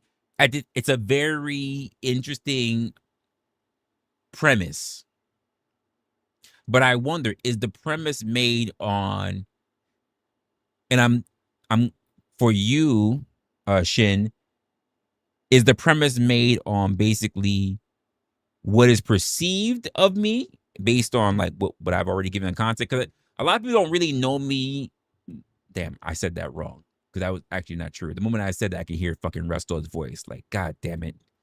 There are people who know me on my channel, which they should if they're watching my channel. But there are people who know what I'm like when I've been on other people's channel. And then there's Peace. You say something that's very interesting that I kind of covered, but I think it's very important, because I think this is how people initially categorize or see people in the space, where you say professional, but like the right topic, or you're like, but there's a baseline of emotionality that you can, or that you should or you should not show, right? So here's what I'm gonna say to that, first piece. Why is it that if a person is dealing with communication, because I just said communication, I didn't say psychology, sociology, or therapy. Why is it a person needs to be measured for communication? Like, why is that? Again, no wrong answers. I'm trying to get a baseline of your understanding.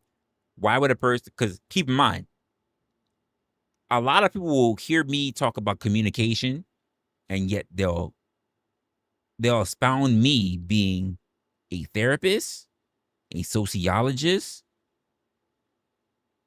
and a psychiatrist. And I'm like, I'm not. Communication is a skill, but communication is not. Communication doesn't say that you need to be calm. Because there's different levels of communication.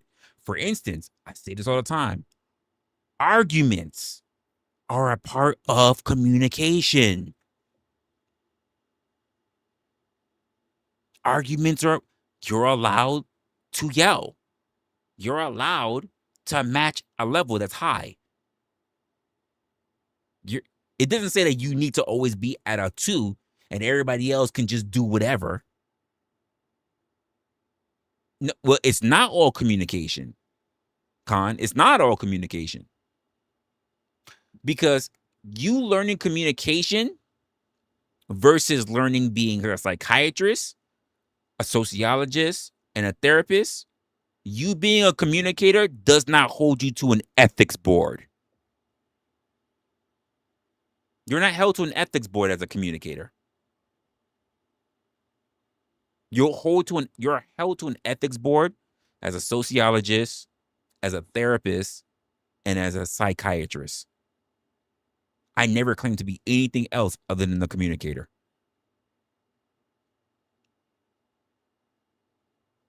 And by the way, psychiatrists and therapists, I'm not too sure about the sociologists, also meet other people at high levels in order to meet where they're at. And in terms of verbal communication. So the idea that people have it in their mind that you're supposed to be calm and stoic in order to meet someone in their grounds of understanding is absolutely false. And by the way, there's no communications book that will tell you that. This is a perception that people have projected onto people because they probably watch too many fucking crime series and all kind of other shit going on. Therapists and psychiatrists are told or trained to be multi-ranged.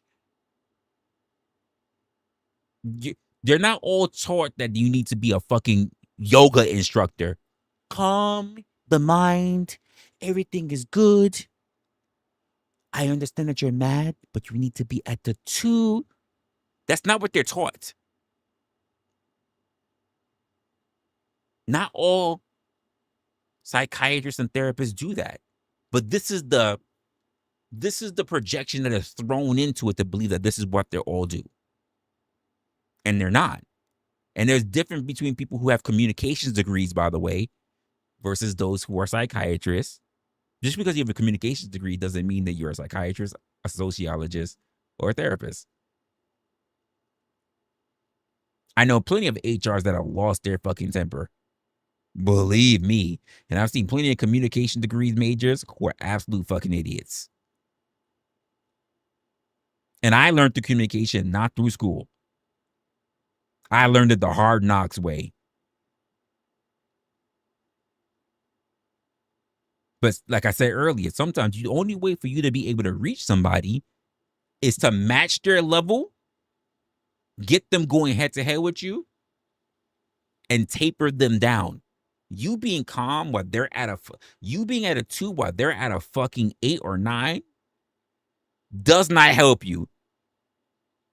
There is no morality in this. If they're losing their fucking mind and they punch me, well, at least I hold the moral high ground. That's not a thing. That is not a thing. That's not a thing. Effective communication is meeting people where they're at, not you holding a baseline. It's you understanding someone's baseline, meeting them where they're at, and then bringing them at a proper threshold. But you need to be able to know how to meet them there. And as an effective communicator, you do that. Being stoic doesn't mean shit. Just like you being an educator and using high fucking level words don't mean shit. Because if you can't communicate to someone who doesn't understand the words that you're using, you're ill-equipped to communicate. It really is that simple. You can't talk to me if you're speaking a different language. And frustration is only going to build up between the both of us.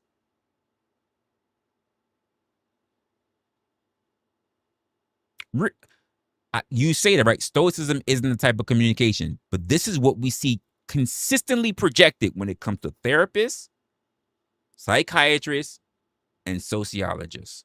I'm not confusing things. I've been very fucking on point, even before you came in, and I did my research, and I've been doing this for a while. So I'm not confusing things. I'm actually not. I'm being honest as well. I'm not confusing a thing. What people interpretation of what a communicator is not what a communicator is.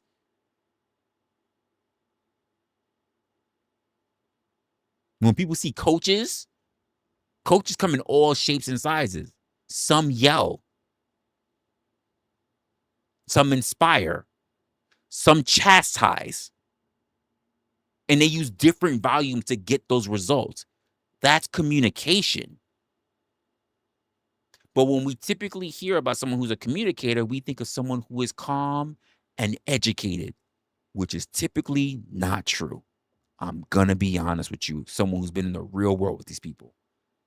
That's typically not what I see as being effective. It's fluff. Because being a skilled communicator means that you can meet people on different levels. I agree. But people seem to believe that training equals demeanor. Am I wrong by saying that, Khan? Am I wrong when I say that people do not believe that demeanor does not equal? Come on. People mostly go on perception. The same way how when I say I'm a communicator with people, they go, I don't believe you to be a communicator, Resla, because you know why? Your demeanor. And I go, cool. But also, these are the things that you're projecting onto me because I know what I do for a living, and I'm pretty damn good at it, by the way. Not to say that I'm saying anything to you guys or I'm boasting to you guys, but like you don't know what you don't know. But people will judge you based on your demeanor, not based on how effective you actually are. Your degree of analysis, your degree of listening, your degree of explaining to the point where someone understands something. And I've had to do this with people who are highly educated, who believe that using fancy words is going to help them. It did not. But that's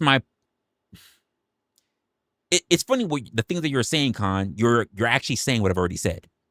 As a communicator, you're never one size fits all. But people's perception, let me go back again. People's perception of a communicator is a one size. The whole point of this stream, and I get that you're late to it, but the whole point of this stream, look from the title all the way from all the things that I already talked about.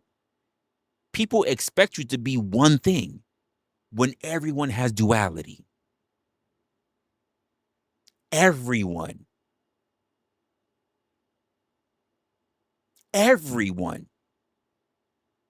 So you're actually agreeing with me, believe it or not. Because I've said that for the past, how long now? Over 2 hours.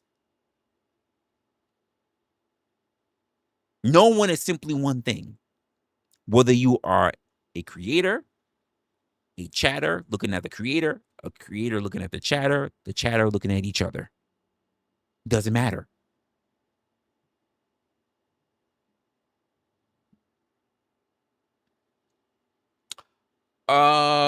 It's a decent question. Let me. Damn, I don't know why this is not updating. This is annoying me that it's not updating. Hold on, let me do this real quick.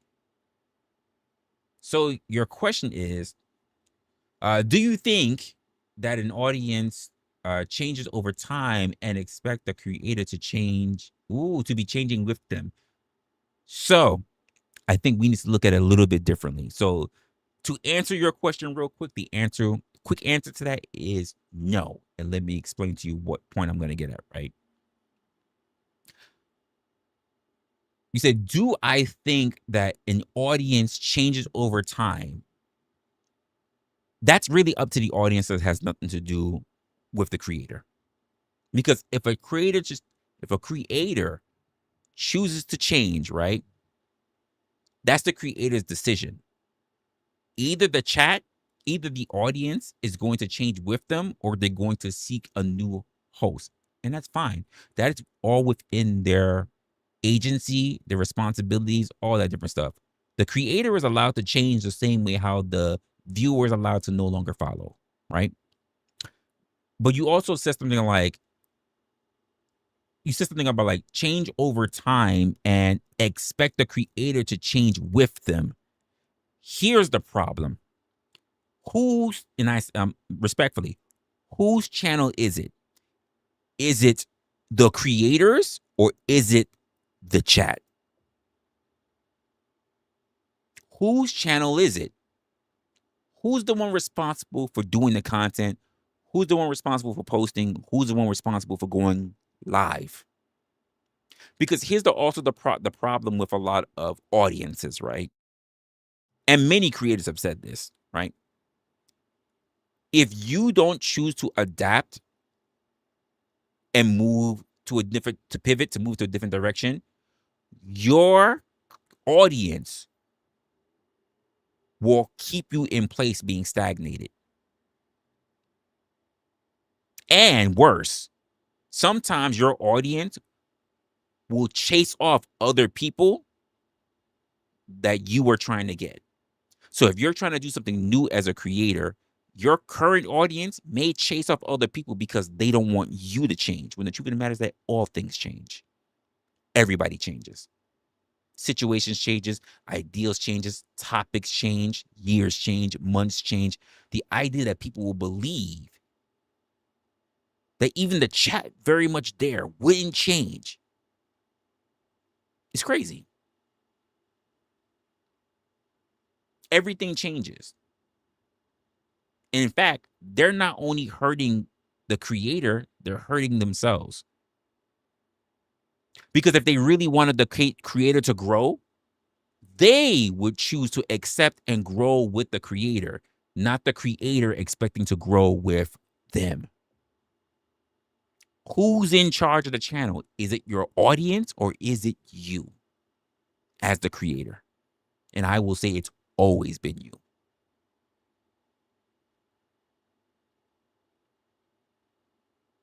And I think there's a lot of creators that have given up their agencies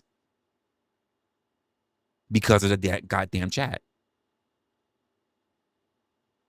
I'm not overthinking it because guess what? There's plenty of people in content already talking about it, Con. Way since Twitch, all the way to now. All the way. People have forsaken what they wanted to do in their content. Who? Destiny talked about it. Not So Erudite.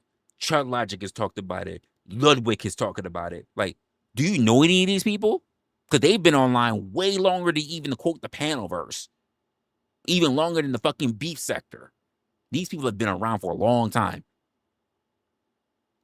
There are lots of creators that talk about this because they want to find something that works, and because you're getting such a big following that you start keeping and coddling to what your fucking audience does. And then your audience starts taking you over because people get caught up by the popularity, the notoriety, the money, the opportunities, and all of a sudden their content not becomes their own.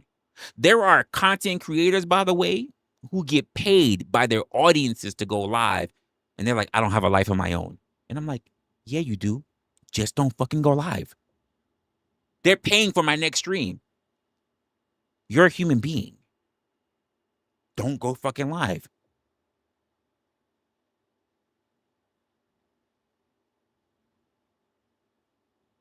No, the audience is not in control. The audience is not, because guess what? You can stop streaming anytime you want. Are you required to stream? You can get a job. You're not required. You're not required to stream. In fact, any day that you want to, you can go streaming, and you know what you can do? You can cut off all the chat comments. Who's going to stop you? Who's going to stop you? Who's going to stop you? How is it that you don't have control? I agree. This isn't the limit of your existence. And there are people who get stuck that way. There are people who turn around and say, I am tired of talking about relationship content. There is more to me than relationship content. But you know why? They're afraid to leave and do something different, because when they try to do something different, they allow their audience to stop them.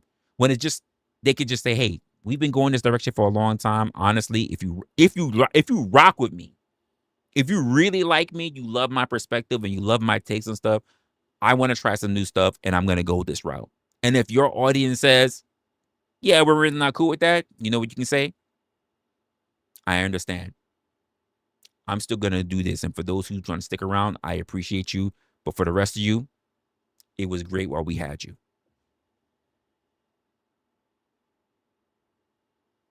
It was great while we had you. And that's the end of that. That is the end of that conversation.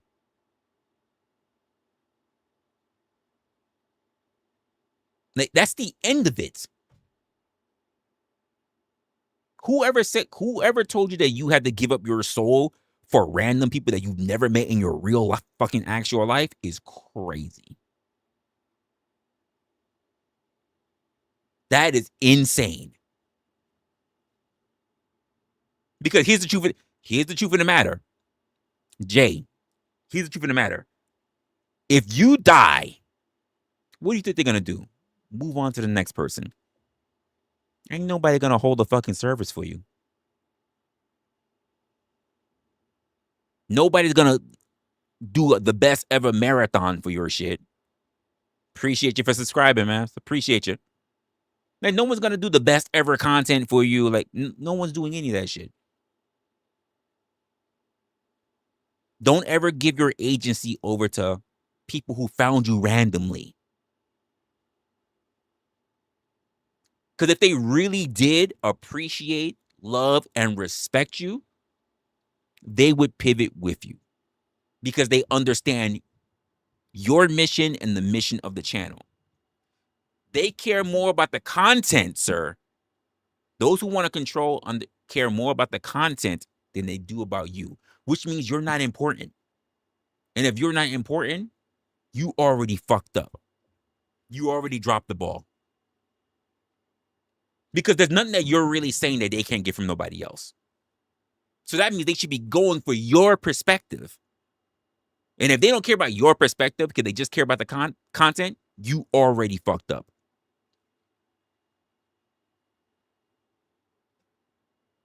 That's just some hard truth. Cold ass truth. Cold truth.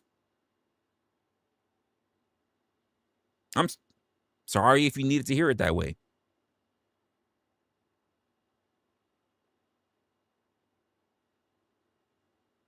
I agree. It is parasocial.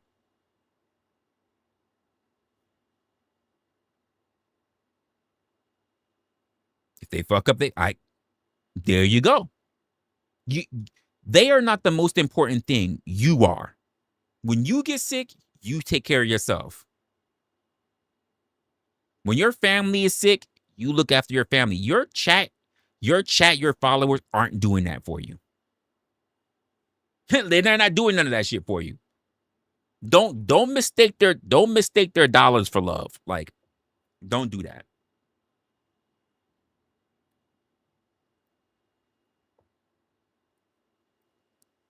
Okay, so let me ask you this then. If you were pulling 1,000 viewers, okay, every day you're thinking about the bills, whatever, the gaming, and you want to pivot to gaming, what's stopping you from pivot to gaming? You say you think it would be a good idea. Like, well, here's my thing, and I think this is very important. If you're pulling 1,000 viewers, right? I'm going to say it again. If you, no, yeah, what do you mean I'm not into gaming? I play video games on a regular basis. I just don't do it as content. It's not appealing to me. You know why? When I game, I like to game. I play video games. But video games is me and my personal time. You know what I don't want? You fucking peanut gallery when I'm doing my shit, my personal shit. The same way how I wouldn't invite you guys as to when I'm on the toilet. I really don't want to invite you guys when I'm playing video games because that's my time. That's how I unwind. And what I don't need to hear is people's critiques over what I use to unwind. That's why I don't really share gaming. See how I can easily take things and keep it to myself? I don't need to share every aspect of my life. And I think that's the point that we're talking about, Jay. Yeah, that's what we're talking about, Jay. Like, you don't need to share all the aspects of your life. If I had 1,000 people watching me, if I wanted to pivot, I'm going to pivot. But I also have a question to ask. If you had 1,000 people watching you, why is it you're not strong enough to pivot on your own? And by the way, are these people that are donating to you? Are these ad revenues? Why is it you don't have sponsorships? Like, where is your money going exactly? Where's your money going exactly?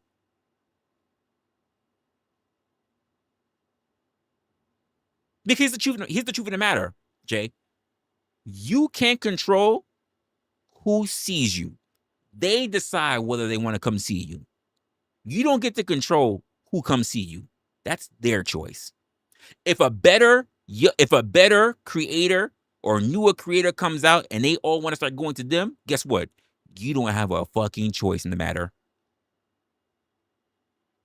You don't have a choice in the matter. You just got to either get better or you got to move on. This is a game about thinking smarter, not harder.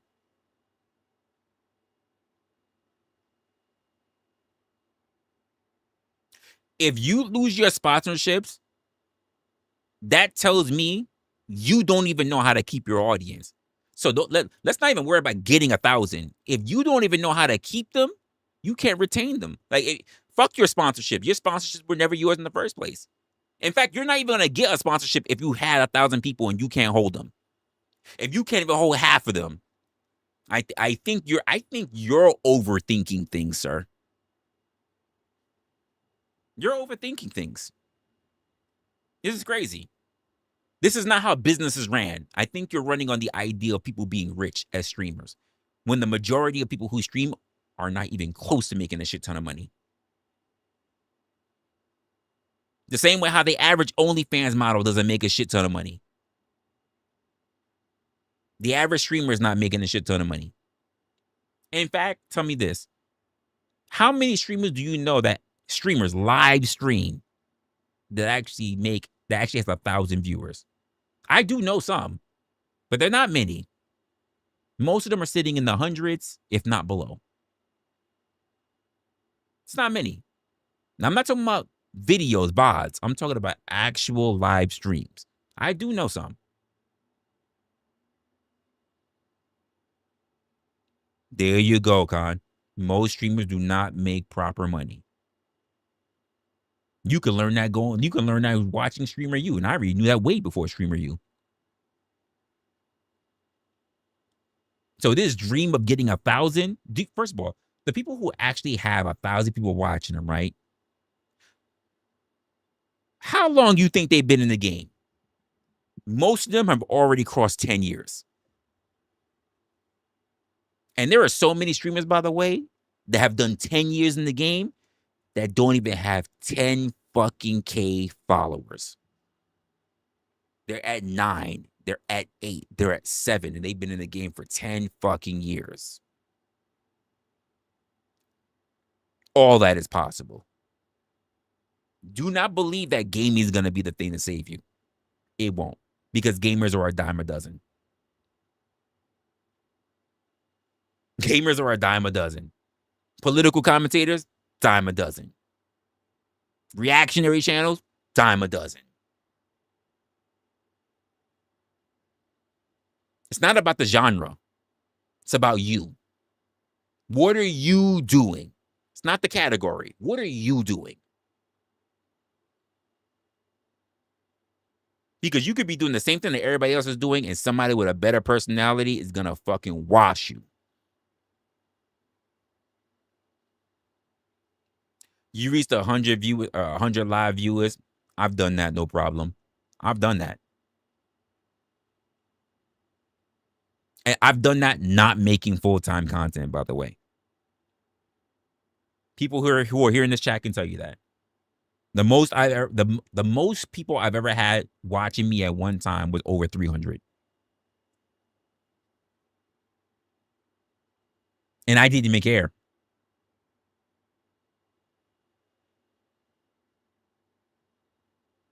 All my content is available for review. I've done 17-hour streams, like back to back, on a by myself. No other person up here. No gaming. No review other people's channels. I can easily run 8 to 12 hours by myself. No other videos. Just me talking, just like this right now. And I've done that for several fucking hours.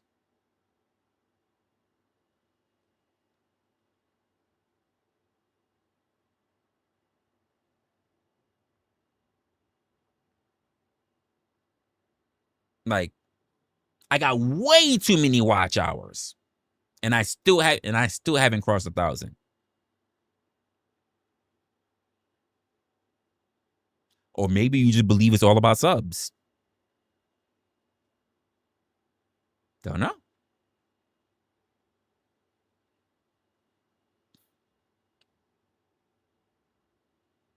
I don't know how people think that gaming is the only thing that saved them when, let's be honest, like, if you're not sitting at the top already in the pyramid of Twitch, you're done.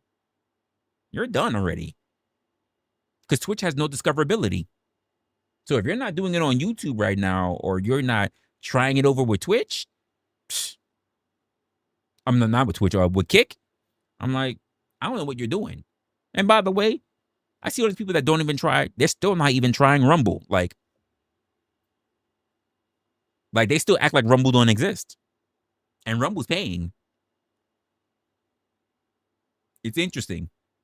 Even though Rumble is heavily like political, religious content.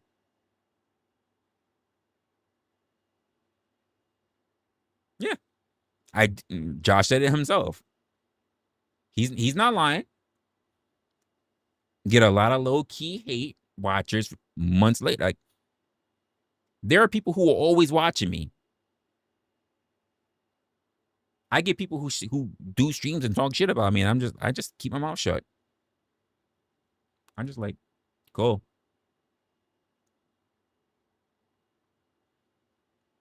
And then they notice something all the time, that my streams keep changing, that my content gets better, that my office changes, that all my setup gets better, and they're still doing the same old shit.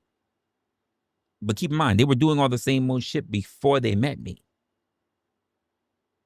The only reason why I have not really moved are several factors, and I'm not going to get into that. Because when I mention the several factors, you know what people say, right? I'm going to tell you right what they say, Jay. That I'm complaining about my audience when I'm pointing out the obvious.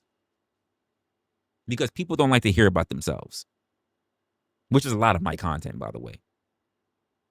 My content is not about making people feel good. It's about making people think about themselves. The devil's in the details. So I'm in a position where I'm actually going to have more enemies than friends.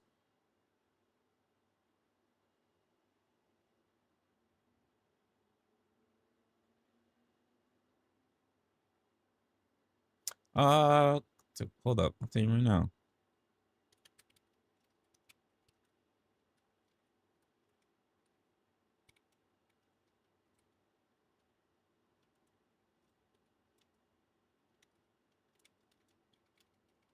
Because I think part of the problem that people think that the people that have right now is like everybody believes that somehow because they started content now, they're gonna be able to do really well. I'm like, do you understand how fast content moves, but also how old content is? Like it's not gonna just move fast for you. Like you're cooked. And by the way, I don't know how long you've been doing content, by the way. I don't know how long you've been doing content, but too many people who start doing content believe that they're going to have a huge meteoric rise in like their first 3 years. Do not think that. Like the majority of people who saw their fucking rise all happened during COVID. They were already doing this 8 to 10 years before they really started seeing some serious numbers.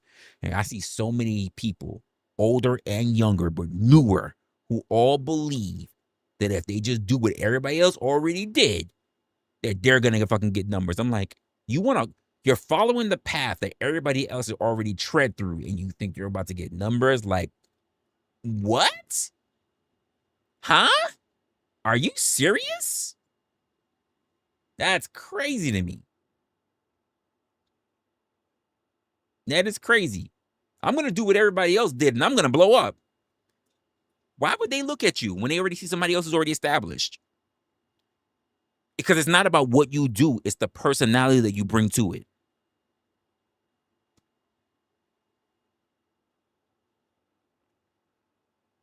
I'm sorry. You can do all the gaming you want. If you got no personality, don't nobody care. Why you think I Show Speed and Kai got big? Do you think it's because they streamed games? No, it's because they were loud and screaming.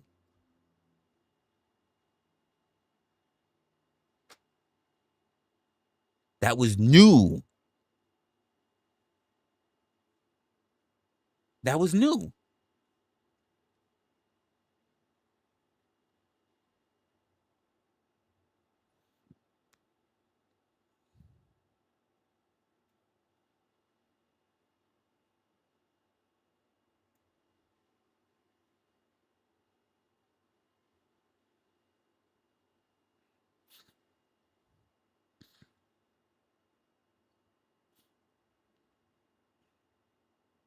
And I'm sorry. People who are sitting around just hoping to get ad revenue, that's just kind of crazy. I ain't gonna lie. Shit kind of crazy. Especially with short form content that's not really trying to pay people like that. Don't get me wrong, the exposure is nice, but I look at the metrics and I just be like, that's a lot of work. That is a lot of work for such little gains. It's nice with like if you live with your family, something like that, you ain't got no bills or you got no kids or you got no have no wife or something like that. But if you got shit going on, that's a rough business. Especially if you're not opening a business, that's a rough business. Uh, give me a moment, guys. I'll be right back.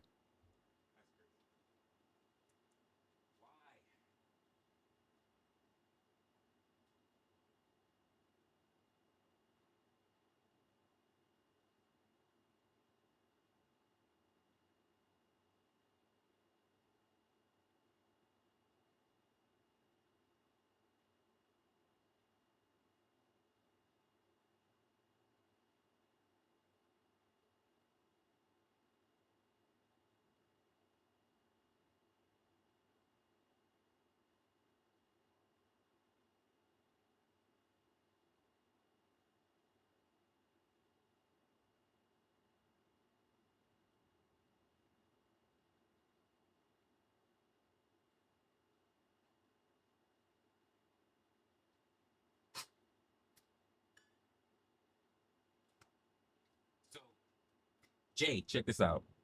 So Jay, I used to have an actually pretty good Instagram account before I got rid of it and I started a new one.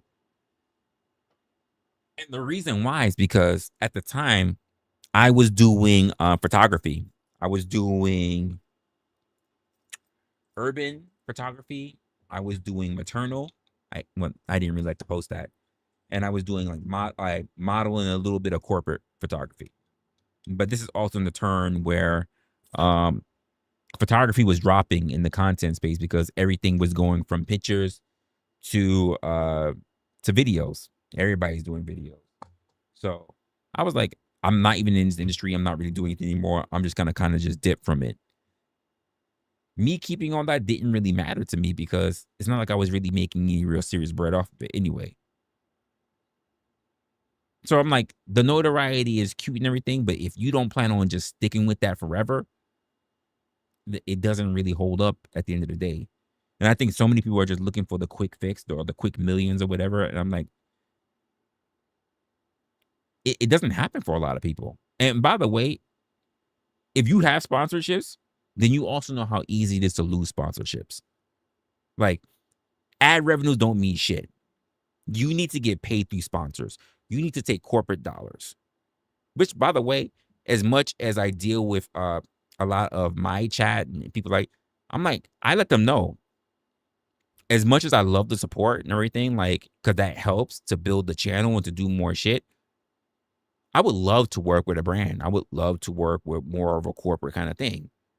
People think that ad revenue does shit. Ad revenue doesn't do shit.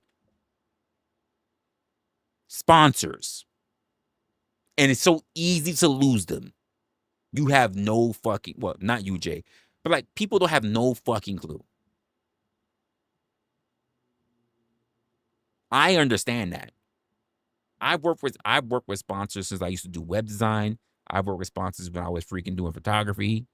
I work with sponsors trying to do fucking content creation. Like, people don't get it. People just think once you get them, you're just locked in. That's not the way that works. And their demands are crazy sometimes.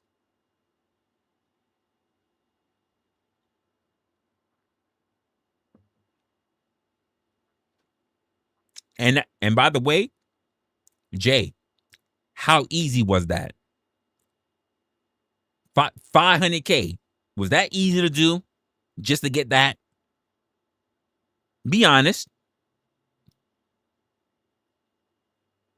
And that, by the way, that's if the majority of your content were strictly shorts. Because I know you just said Instagram. And not for nothing, I'll be honest with you. I would rather make long-form content or do streaming than sit there and break my back doing shorts. I'm not even gonna lie to you. I've worked in production as well as doing this shit. It's way too much work and effort to create a short than it is to just have a short form video. But we're talking about people's fucking lack of attention. And again, to me, I'm good. Like, what you think I'm trying to be a millionaire and be on a fucking fake yacht and shit like that? None of that shit means anything to me. None of that shit means anything to me. You can offer me a fucking picture of standing next to Trump tomorrow. The answer is no. And none of that shit means anything to me. You can tell me, hey, Jay-Z reached out to you. He wants to know if he wants to have dinner. I don't fucking care. That doesn't mean anything to me.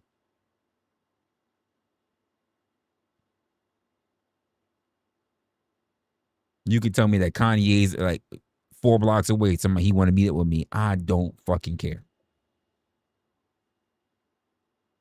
I just don't care. Now, I know that might mean a lot to some other people, but to me, it doesn't mean anything to me.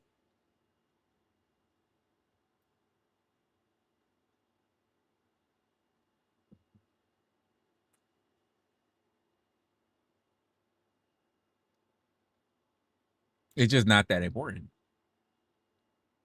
The most beautiful thing that you have in this world is time. Time. That's the most beautiful thing that you have. It ain't this other shit. You'll waste a lot of it doing other shit.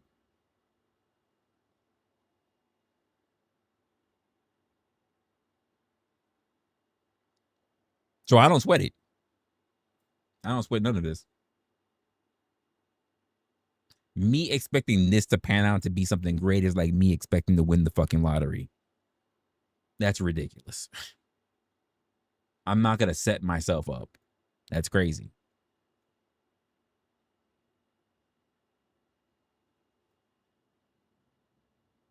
Nice little dream for people that want to.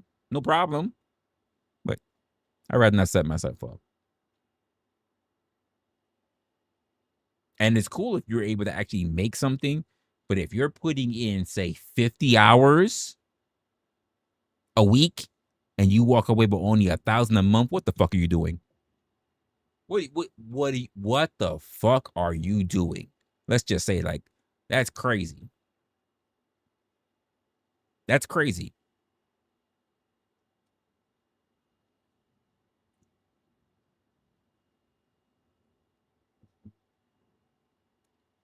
And that's if your shit gets pushed in the algorithm, by the way. If it gets pushed.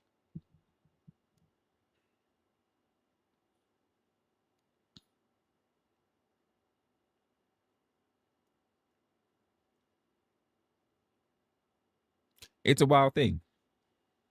Anyway, what was I saying before we take off?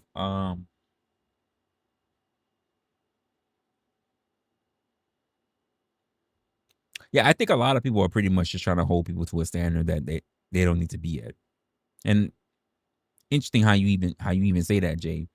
Because like I said, your chat, the same way how I've seen my chat do it, and I told my chat basically they can go fuck off. Like that there's no way that they're gonna tell me what I'm gonna be doing on my channel, when the truth of the matter is that they didn't know my channel exists until I'm the one that decided to go live.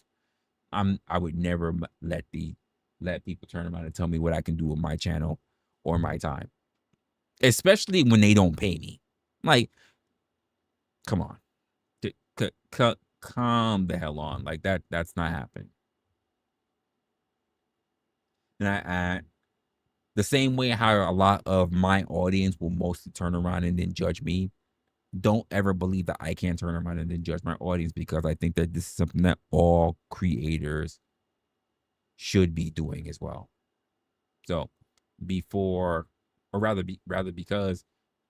after you stream long enough, like, you're going to start recognizing a lot of the names that you're sitting up there. You'll know all the little faces, all the people that troll, their little behaviors or whatever and whatnot. And without realizing it, like, you're going to start understanding and maintaining your relationship with them, whatever the hell that might be. You'll start looking at loyal viewers, the moderators, your mods. You'll start looking at all of them. And it's going to be is what it is. But the truth of the matter is that they can all leave at any point. I've said this even to my people, like, how am I going to stop my mods or stop my viewers from leaving? I can't. I could just be the most authentic person that I have, because it's not like I'm paying my mods. I'm not in a position where I can do it. And even if I even tried to do that, how am I guaranteed they're going to actually stay? Attention is the hardest currency, even in employment. People are very distracted. Even businesses are distracted, which is also the reason why they cut a lot of people out. So you gotta deal with the devil on all sides. Not just on both sides. You gotta deal with them everywhere. North, south, east, and west.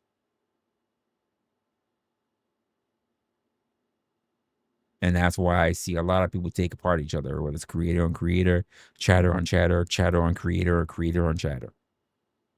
The ideal is to actually build a form of understanding and communication with each other so that you can actually get that shit together. Because if not, everybody's just trying to figure everything else, or everybody's just trying to sit there trying to put up standards on somebody else. And then damn for sure, that's how you even started this whole conversation, right? I'm not going to let someone who did not put any work behind everything I do tell me what I need to be doing right when they have no fucking clue and no fucking concept. I'm just not gonna let that happen. And I think that's the problem with a lot of people who are probably creators. They're just not strong enough to say, if I just don't enjoy what I'm doing anymore, I'm okay to walk away. I don't think a lot of aspiring creators, especially for those who have gotten hijacked by their audiences, have the fortitude to do that. They may hate being a creator, but they'll do it because of money. And I'm just not a type of person, especially at my age right now, that I'm just trying to walk away with all that kind of fucking regret. Money's nice. It is. But not at the expense of the other things that I think that are really important. Patterns matter and having boundaries matter. And that's just, no one has to agree or even like what I said. But that is what it is, because we all have a sense of duality. We are not one thing. I don't care who's asking for what. We're not one thing. We are a culmination of different experiences and different emotions, and we all have different personalities. Not one personality among us. One person has multiple personalities. And that's okay. And you say, well, what if it was my full-time job, though? Here's my thing. Why would I bank on content creation being my full-time? First of all, let me tell you this. I've worked in retail. I've worked in production. I have worked in sales. I have worked in asset management. I have worked in compliance. And I have worked in content. One thing I never do is throw all of my eggs in one basket.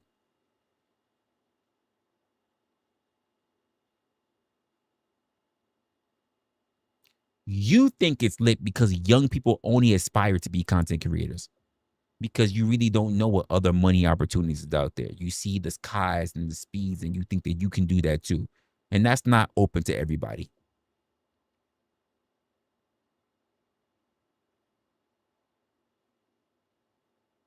I would never throw all of my eggs in one basket. And some of y'all shoot for the fucking moon. You got all these eggs, you throw all into one area, and that's what we call foolish. I would never do that. Like, it's content or nothing, and I'm like, you're a fool. I would never. The same way how when I work for a business, I understand the same way how they can fire me, I can fire them. Anytime. I don't owe them anything, the same way how they don't owe me. They can fire me at any moment's notice, and I can quit on them at any moment's notice. And that's the way it works. I don't owe them a 2 weeks notice. That's not the way it works. I can leave if I want to. But how many people are willing to do that? I just need having good standing. For what? Why are you being guilted? Fucking leave. Make your money. Leave and make your money. And put your money here and put your money there and invest in yourself. And there's nothing stopping from you that when you're working a full-time job, do content on the side. Like many millions of people already did. It just so happened that a lot of them blew up during our lockdown.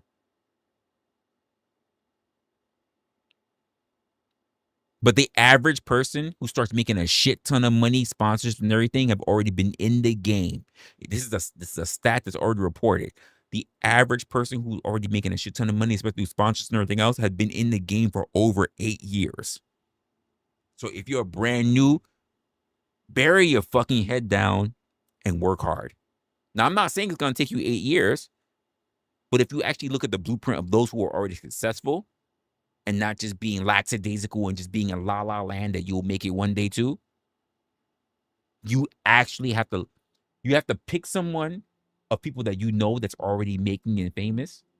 You have to do a lot of research on them, see how they made it, when did they start making it, because they already have all their content out there.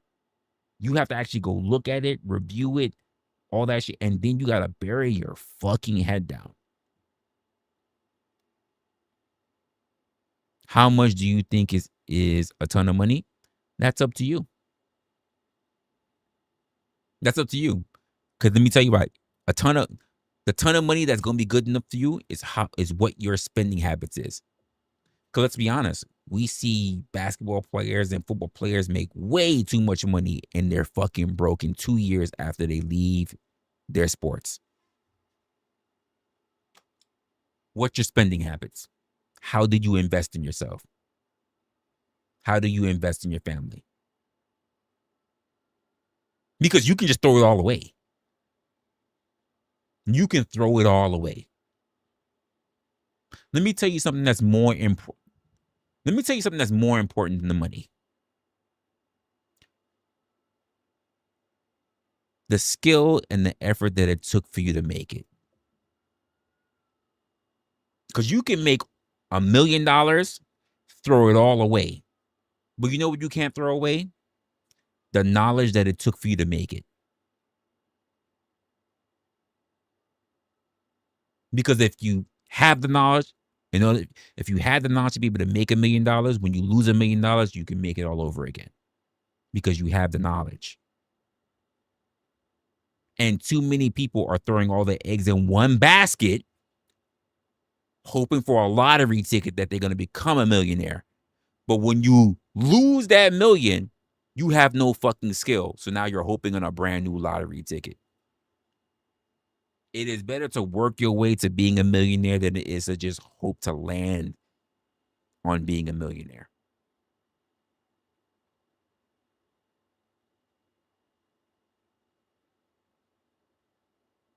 And I can tell you this because I was literally trained by someone who was a millionaire. And when he looked at me, he was like, "You got the potential, but you don't got the hunger." And I said, "Absolutely. I don't need to be a millionaire." And here's the truth of the matter. $1 million is not a lot of money these days. But even if I had it, I'd still be good. I'd be good. My ideal is not to have yachts and parties and all these fucking fake people that they think will be friends and a Bugatti and all this other bullshit. That doesn't matter to me. Do you know what my idea of living really well is? Always beating the rate of inflation. That's all that matters to me. You're not going to stop inflation. So if I am always making enough money to be able to be good over the rate of inflation, I'm fucking good. I don't need anything else. If my bills are always paid, if me and my family and my friends are always taken care of, I don't need a mansion. I don't need high power cars. None of that shit matters to me. None of that shit matters to me. In fact, even if I was rich, I wouldn't want to be famous. I would not want to be famous. I don't want no one to know who the fuck I am. Because you have a lot of people who are famous and got no bread. Cash poor.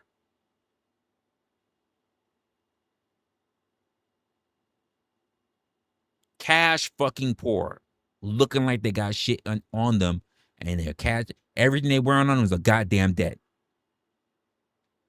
Cash poor.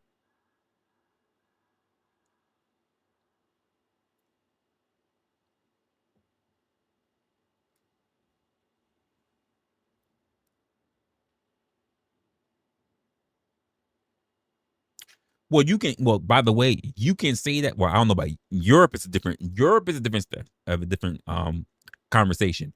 But Thailand, you're not saying shit in Thailand because Thailand doesn't mean anything when you're Thailand, Cambodia, not for nothing, Vietnam. So fuck you, Josh. Thailand, Vietnam, Cambodia, these areas you can get by. You can get by on $16 a fucking day and still be a goddamn king. So that's not saying anything. That's not saying nothing. Yeah, you can't throw Thailand. Like if you say Europe, you still gonna have to fight. But Thailand don't mean shit. Cambodia, not meaning shit. Vietnam, not meaning shit. Now, if you had said Singapore, you gonna fight for it. You gonna fight for it. Yeah, you can't mention almost third world places where your dollar goes really, really well and be like, yeah, I was Gucci. Of course you were. You walk in there with $2 bills and you're fucking good. The fuck? The fuck? Like you're great.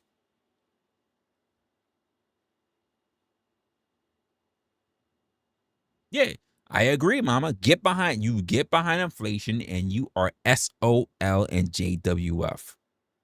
That is shit out of luck and jolly well fucked. And all you can hope is to make sure that you always stay ahead of that bitch. That's all. See, you can say that though, right? You can say that. You're 21, and I'm going to tell you that as someone who's significantly older than you. You're 21 and living at home. I'm 44.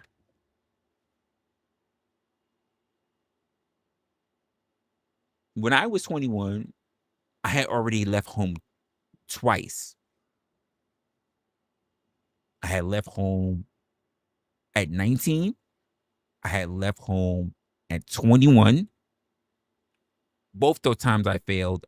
I came home again at 22 and I left at 23 and I'd never been back. So you have the opportunity to the only thing that you have that I also have that I've used that you're going to use if you're lucky, by the way, because you're not guaranteed anything in this world, is time. And that's the God honest truth. I hope that you make it to see my years and if not older. Because the truth of the matter is that nothing is guaranteed to you. I can point to people who I can go to their grave right now and I can point to people that you're older. I can literally go to a graveyard and point at cemetery headstones of people that you're already older than. Life doesn't guarantee you anything. No, it's not a matter of bragging. You can't brag. You're young. You don't have any serious responsibilities yet. I'm just gonna keep it a buck with you. And I can say that as someone who didn't have any serious responsibilities around that time. So it's not a flex or anything. You're not bragging. I understand the predicament. You should take advantage of everything that you have at that moment. That's what you should do. I would implore that you do. Take advantage. Just don't take it for granted. Take advantage of it.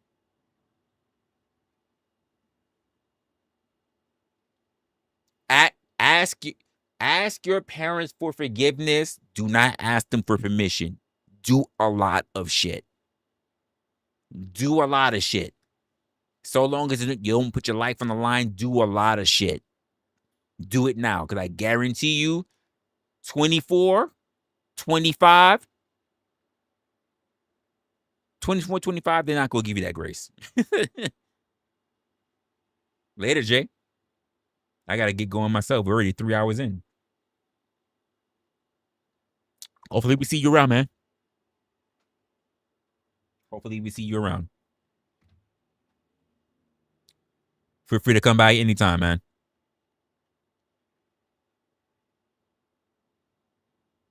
What do you think? What do you think, mama? How we doing? How we doing? I know Rooster done left. I know Conshonery done bailed. Oh, shit. It's working here in my OBS. That is awesome. That is fucking awesome. Mama, I love it when a plan comes together. This is great. I love this. It's like I don't have to do now. Everything I want is in OBS. That's so great. So good. So good. So remarkable. What was I looking at? I don't know what I was looking at. There are things that I need to work on as well. But that's gonna have to come at a different time. Another point in time. You say slow out here? Of course it's slow out here. It's slow out here because we have a slow channel. Like, I'm surprised actually. It is Friday. It's Friday night, and I was kind of expecting a BYON to show up. Honestly, hey, now that I think about it, Mama, have you been to the BYON over on Resto and Kev's channel? Have you been there? I don't think I've really seen you in the chat,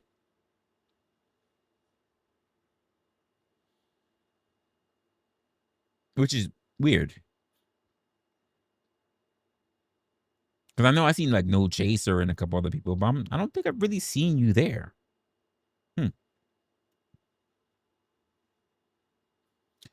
But either way, like I said, we're 3 hours in. I guess I'm gonna think about this real quick, and then we'll cut it from there.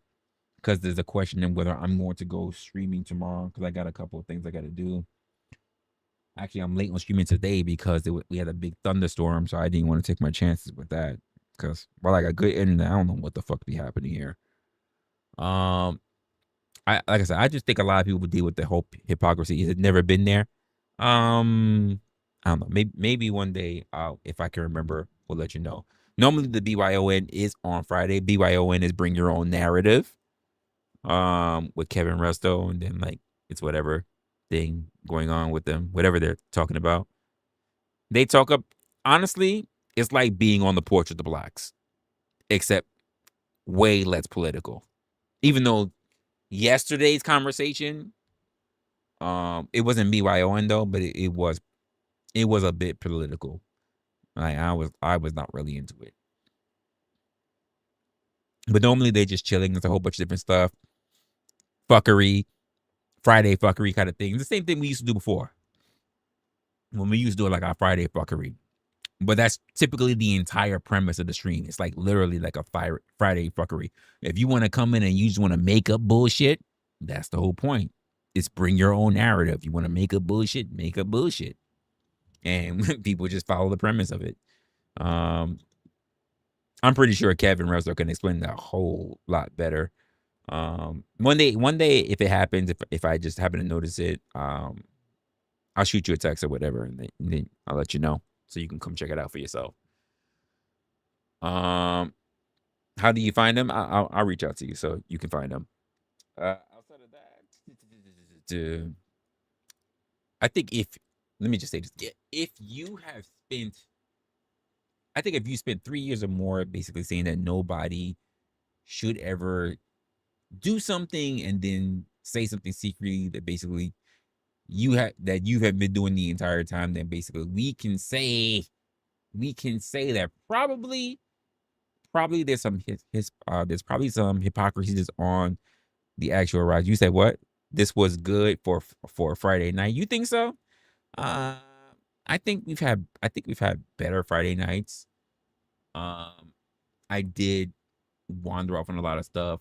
But you always know me. I've always like been able to just finessing and whatever. I just don't like it sometimes because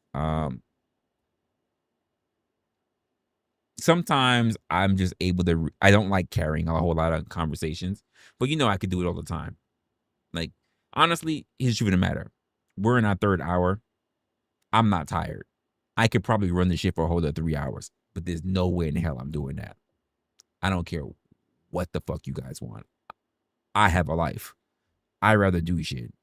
But I don't care. I don't care if it meant I'm just gonna drink the rest of my drink, go outside, get more drinks, come back in and fucking get drunk. That is my time. I am not giving that to y'all. Sometimes you guys got 6 hours from me. I'm not doing that for me.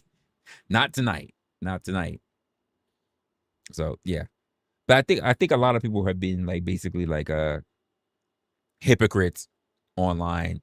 And let's be honest, like Mama, you've seen it yourself. A lot of people are hypocrites, especially when it comes to anyone in the space where they believe that they want to be special or believe that they are smarter than anyone else. And I'm just like, fuck what you think. Fuck what you think. And when you think how smart you are, whatever. This is why I think that some people just believe like they were told something from their mamas and they've been running that gambit ever since. And here's the truth of the matter, that people need to be okay with dealing with content creators, dealing with chatters, and moderators and whatnot. People, you should be open to the three things that I say, like care, mercy, and grace. No, you're not special. You are not special. How dare you? You're absolutely not special. People should be looking at for care, mercy, and grace. And what that care, mercy, and grace means that people tend to make exceptions. People tend to change opinions. People behave badly sometimes, or a little bit more than they should. They behave badly sometimes, and of course, people do, with enough time, be able to reconsider things. I think the question is whether the difference actually exposes a contradiction that they have, or they have a claim in, or the thing that they believe in to be actually true. So, and let me say that again.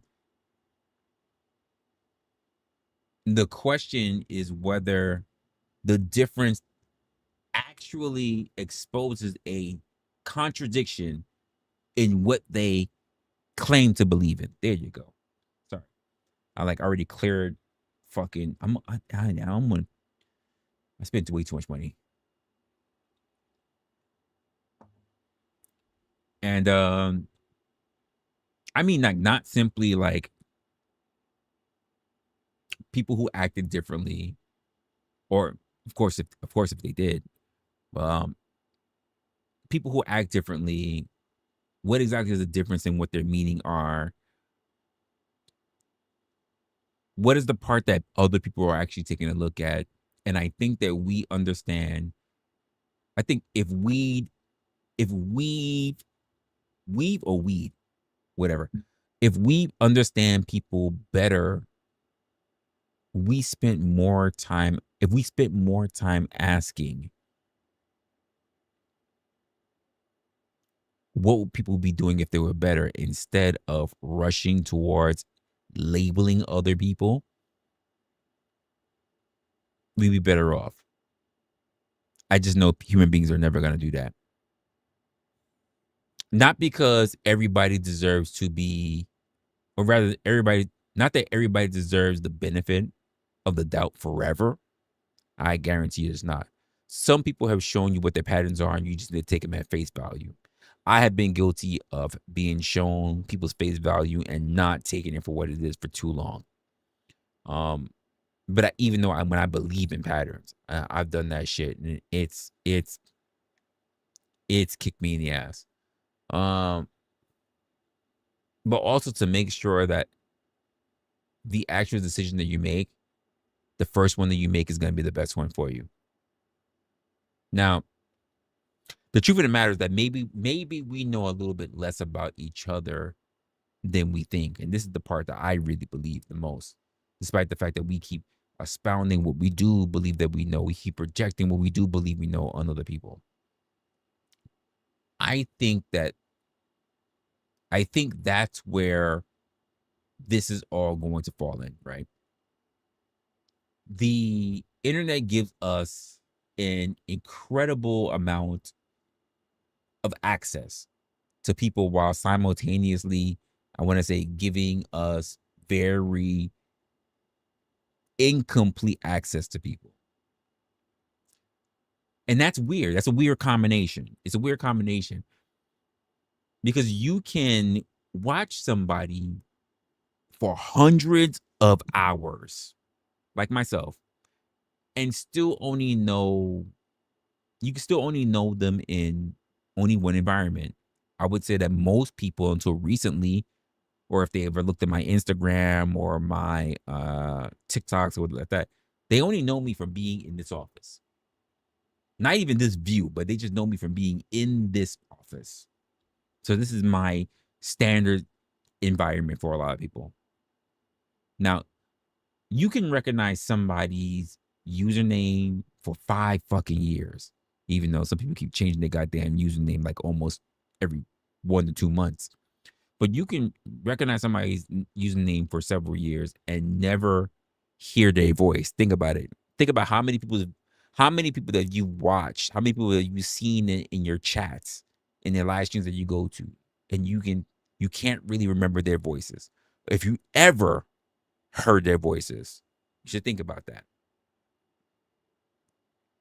Now, you might know exactly what they think, what they're thinking about, uh 20 different topics, and even have actually have absolutely no idea what they're like when it comes to their family, with their parents, with their kids, with their coworkers, with their friends. What if they have none of that stuff and they're just sitting alone? Because as human beings, we've seen so much and it feels like it's complete, but at the same time, we don't have enough information. And maybe that is the illusion that we need to be taking a little bit more into account. The things that we make up in our minds about the people that we claim that we know, when we don't really know anything about them at all. Like, let's be honest. I think until like maybe like last year or something like that, I didn't even know No Chaser's voice. And I laughed because even recently, No Chaser was in a Discord and niggas was like, I never heard No Chaser's voice before. And I was laughing because I understood that feeling. It's not that we know nothing about each other when it comes to being online. Clearly, for some of us, we feel like we do. It's that I assure you, I heard you are a real person. uh, I think sometimes we confuse knowing something about somebody with knowing who somebody actually is. And I think creators and the audience, the viewers, both do this. Actually, not even think. I know we both do this. Creators can reduce audiences to usernames and even experiences and behaviors, because that's all I follow, patterns, mainly with you guys. Audiences can reduce creators to whatever personality that they feel like they're going to see on camera. Now, when it comes to the audience, reviewing the audience, the audience can reduce one another to whatever reputation, and that's very important, reputation they've developed in these so-called spaces. I think then everybody gets really surprised when the when a human being doesn't perfectly match up to the character that we pretty much built up in our minds. Now, maybe that's worth remembering. Maybe. But I think the thing that's really worth remembering is that you, me, we are not one thing. Not you, not me. Neither is the person sitting underneath you or above you in the chat or beside you. Some people might be doing horizontals. Who knows? Sometimes another side of somebody doesn't mean that you've caught them being fake. You may have simply learned something about them that you didn't know before. And I have a question that's in my mind right now, and I'll ask you guys here in the chat. Have you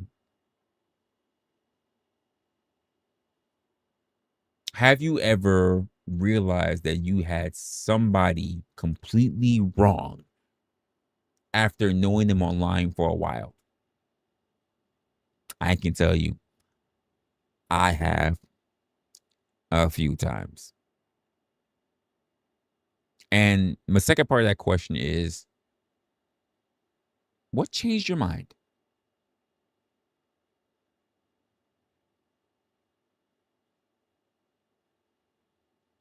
Mm. That's pretty much it. I think I have talked. I think I have interrupted myself. I think we have gotten into a conversation that was wholly different. I think I have spent my time with you guys and absolutely entertained for 3 hours. And I think that's going to be the limit because I need to make sure that we got something nice for the replay gang and it's not too crazy for them because 4 hours is already going to be cutting it pretty wild. I was supposed to end this an hour, almost an hour and a half ago, but we started having a conversation. And by the way, thanks to the people who actually showed up who are new. Of course, sorry, let me say this again because I lost his name already.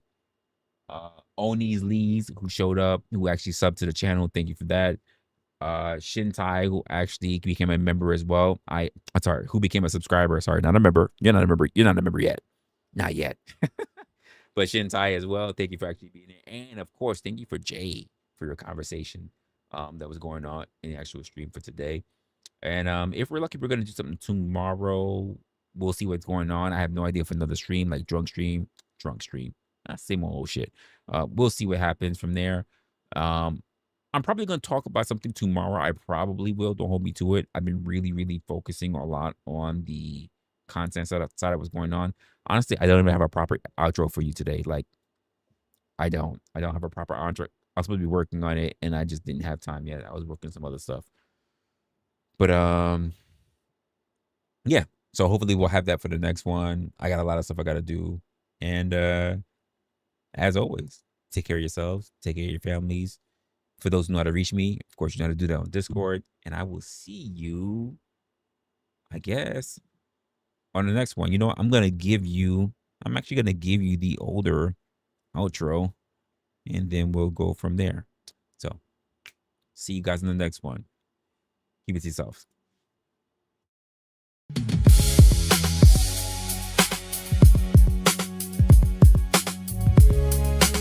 Truth is what survives when the language gets stripped away.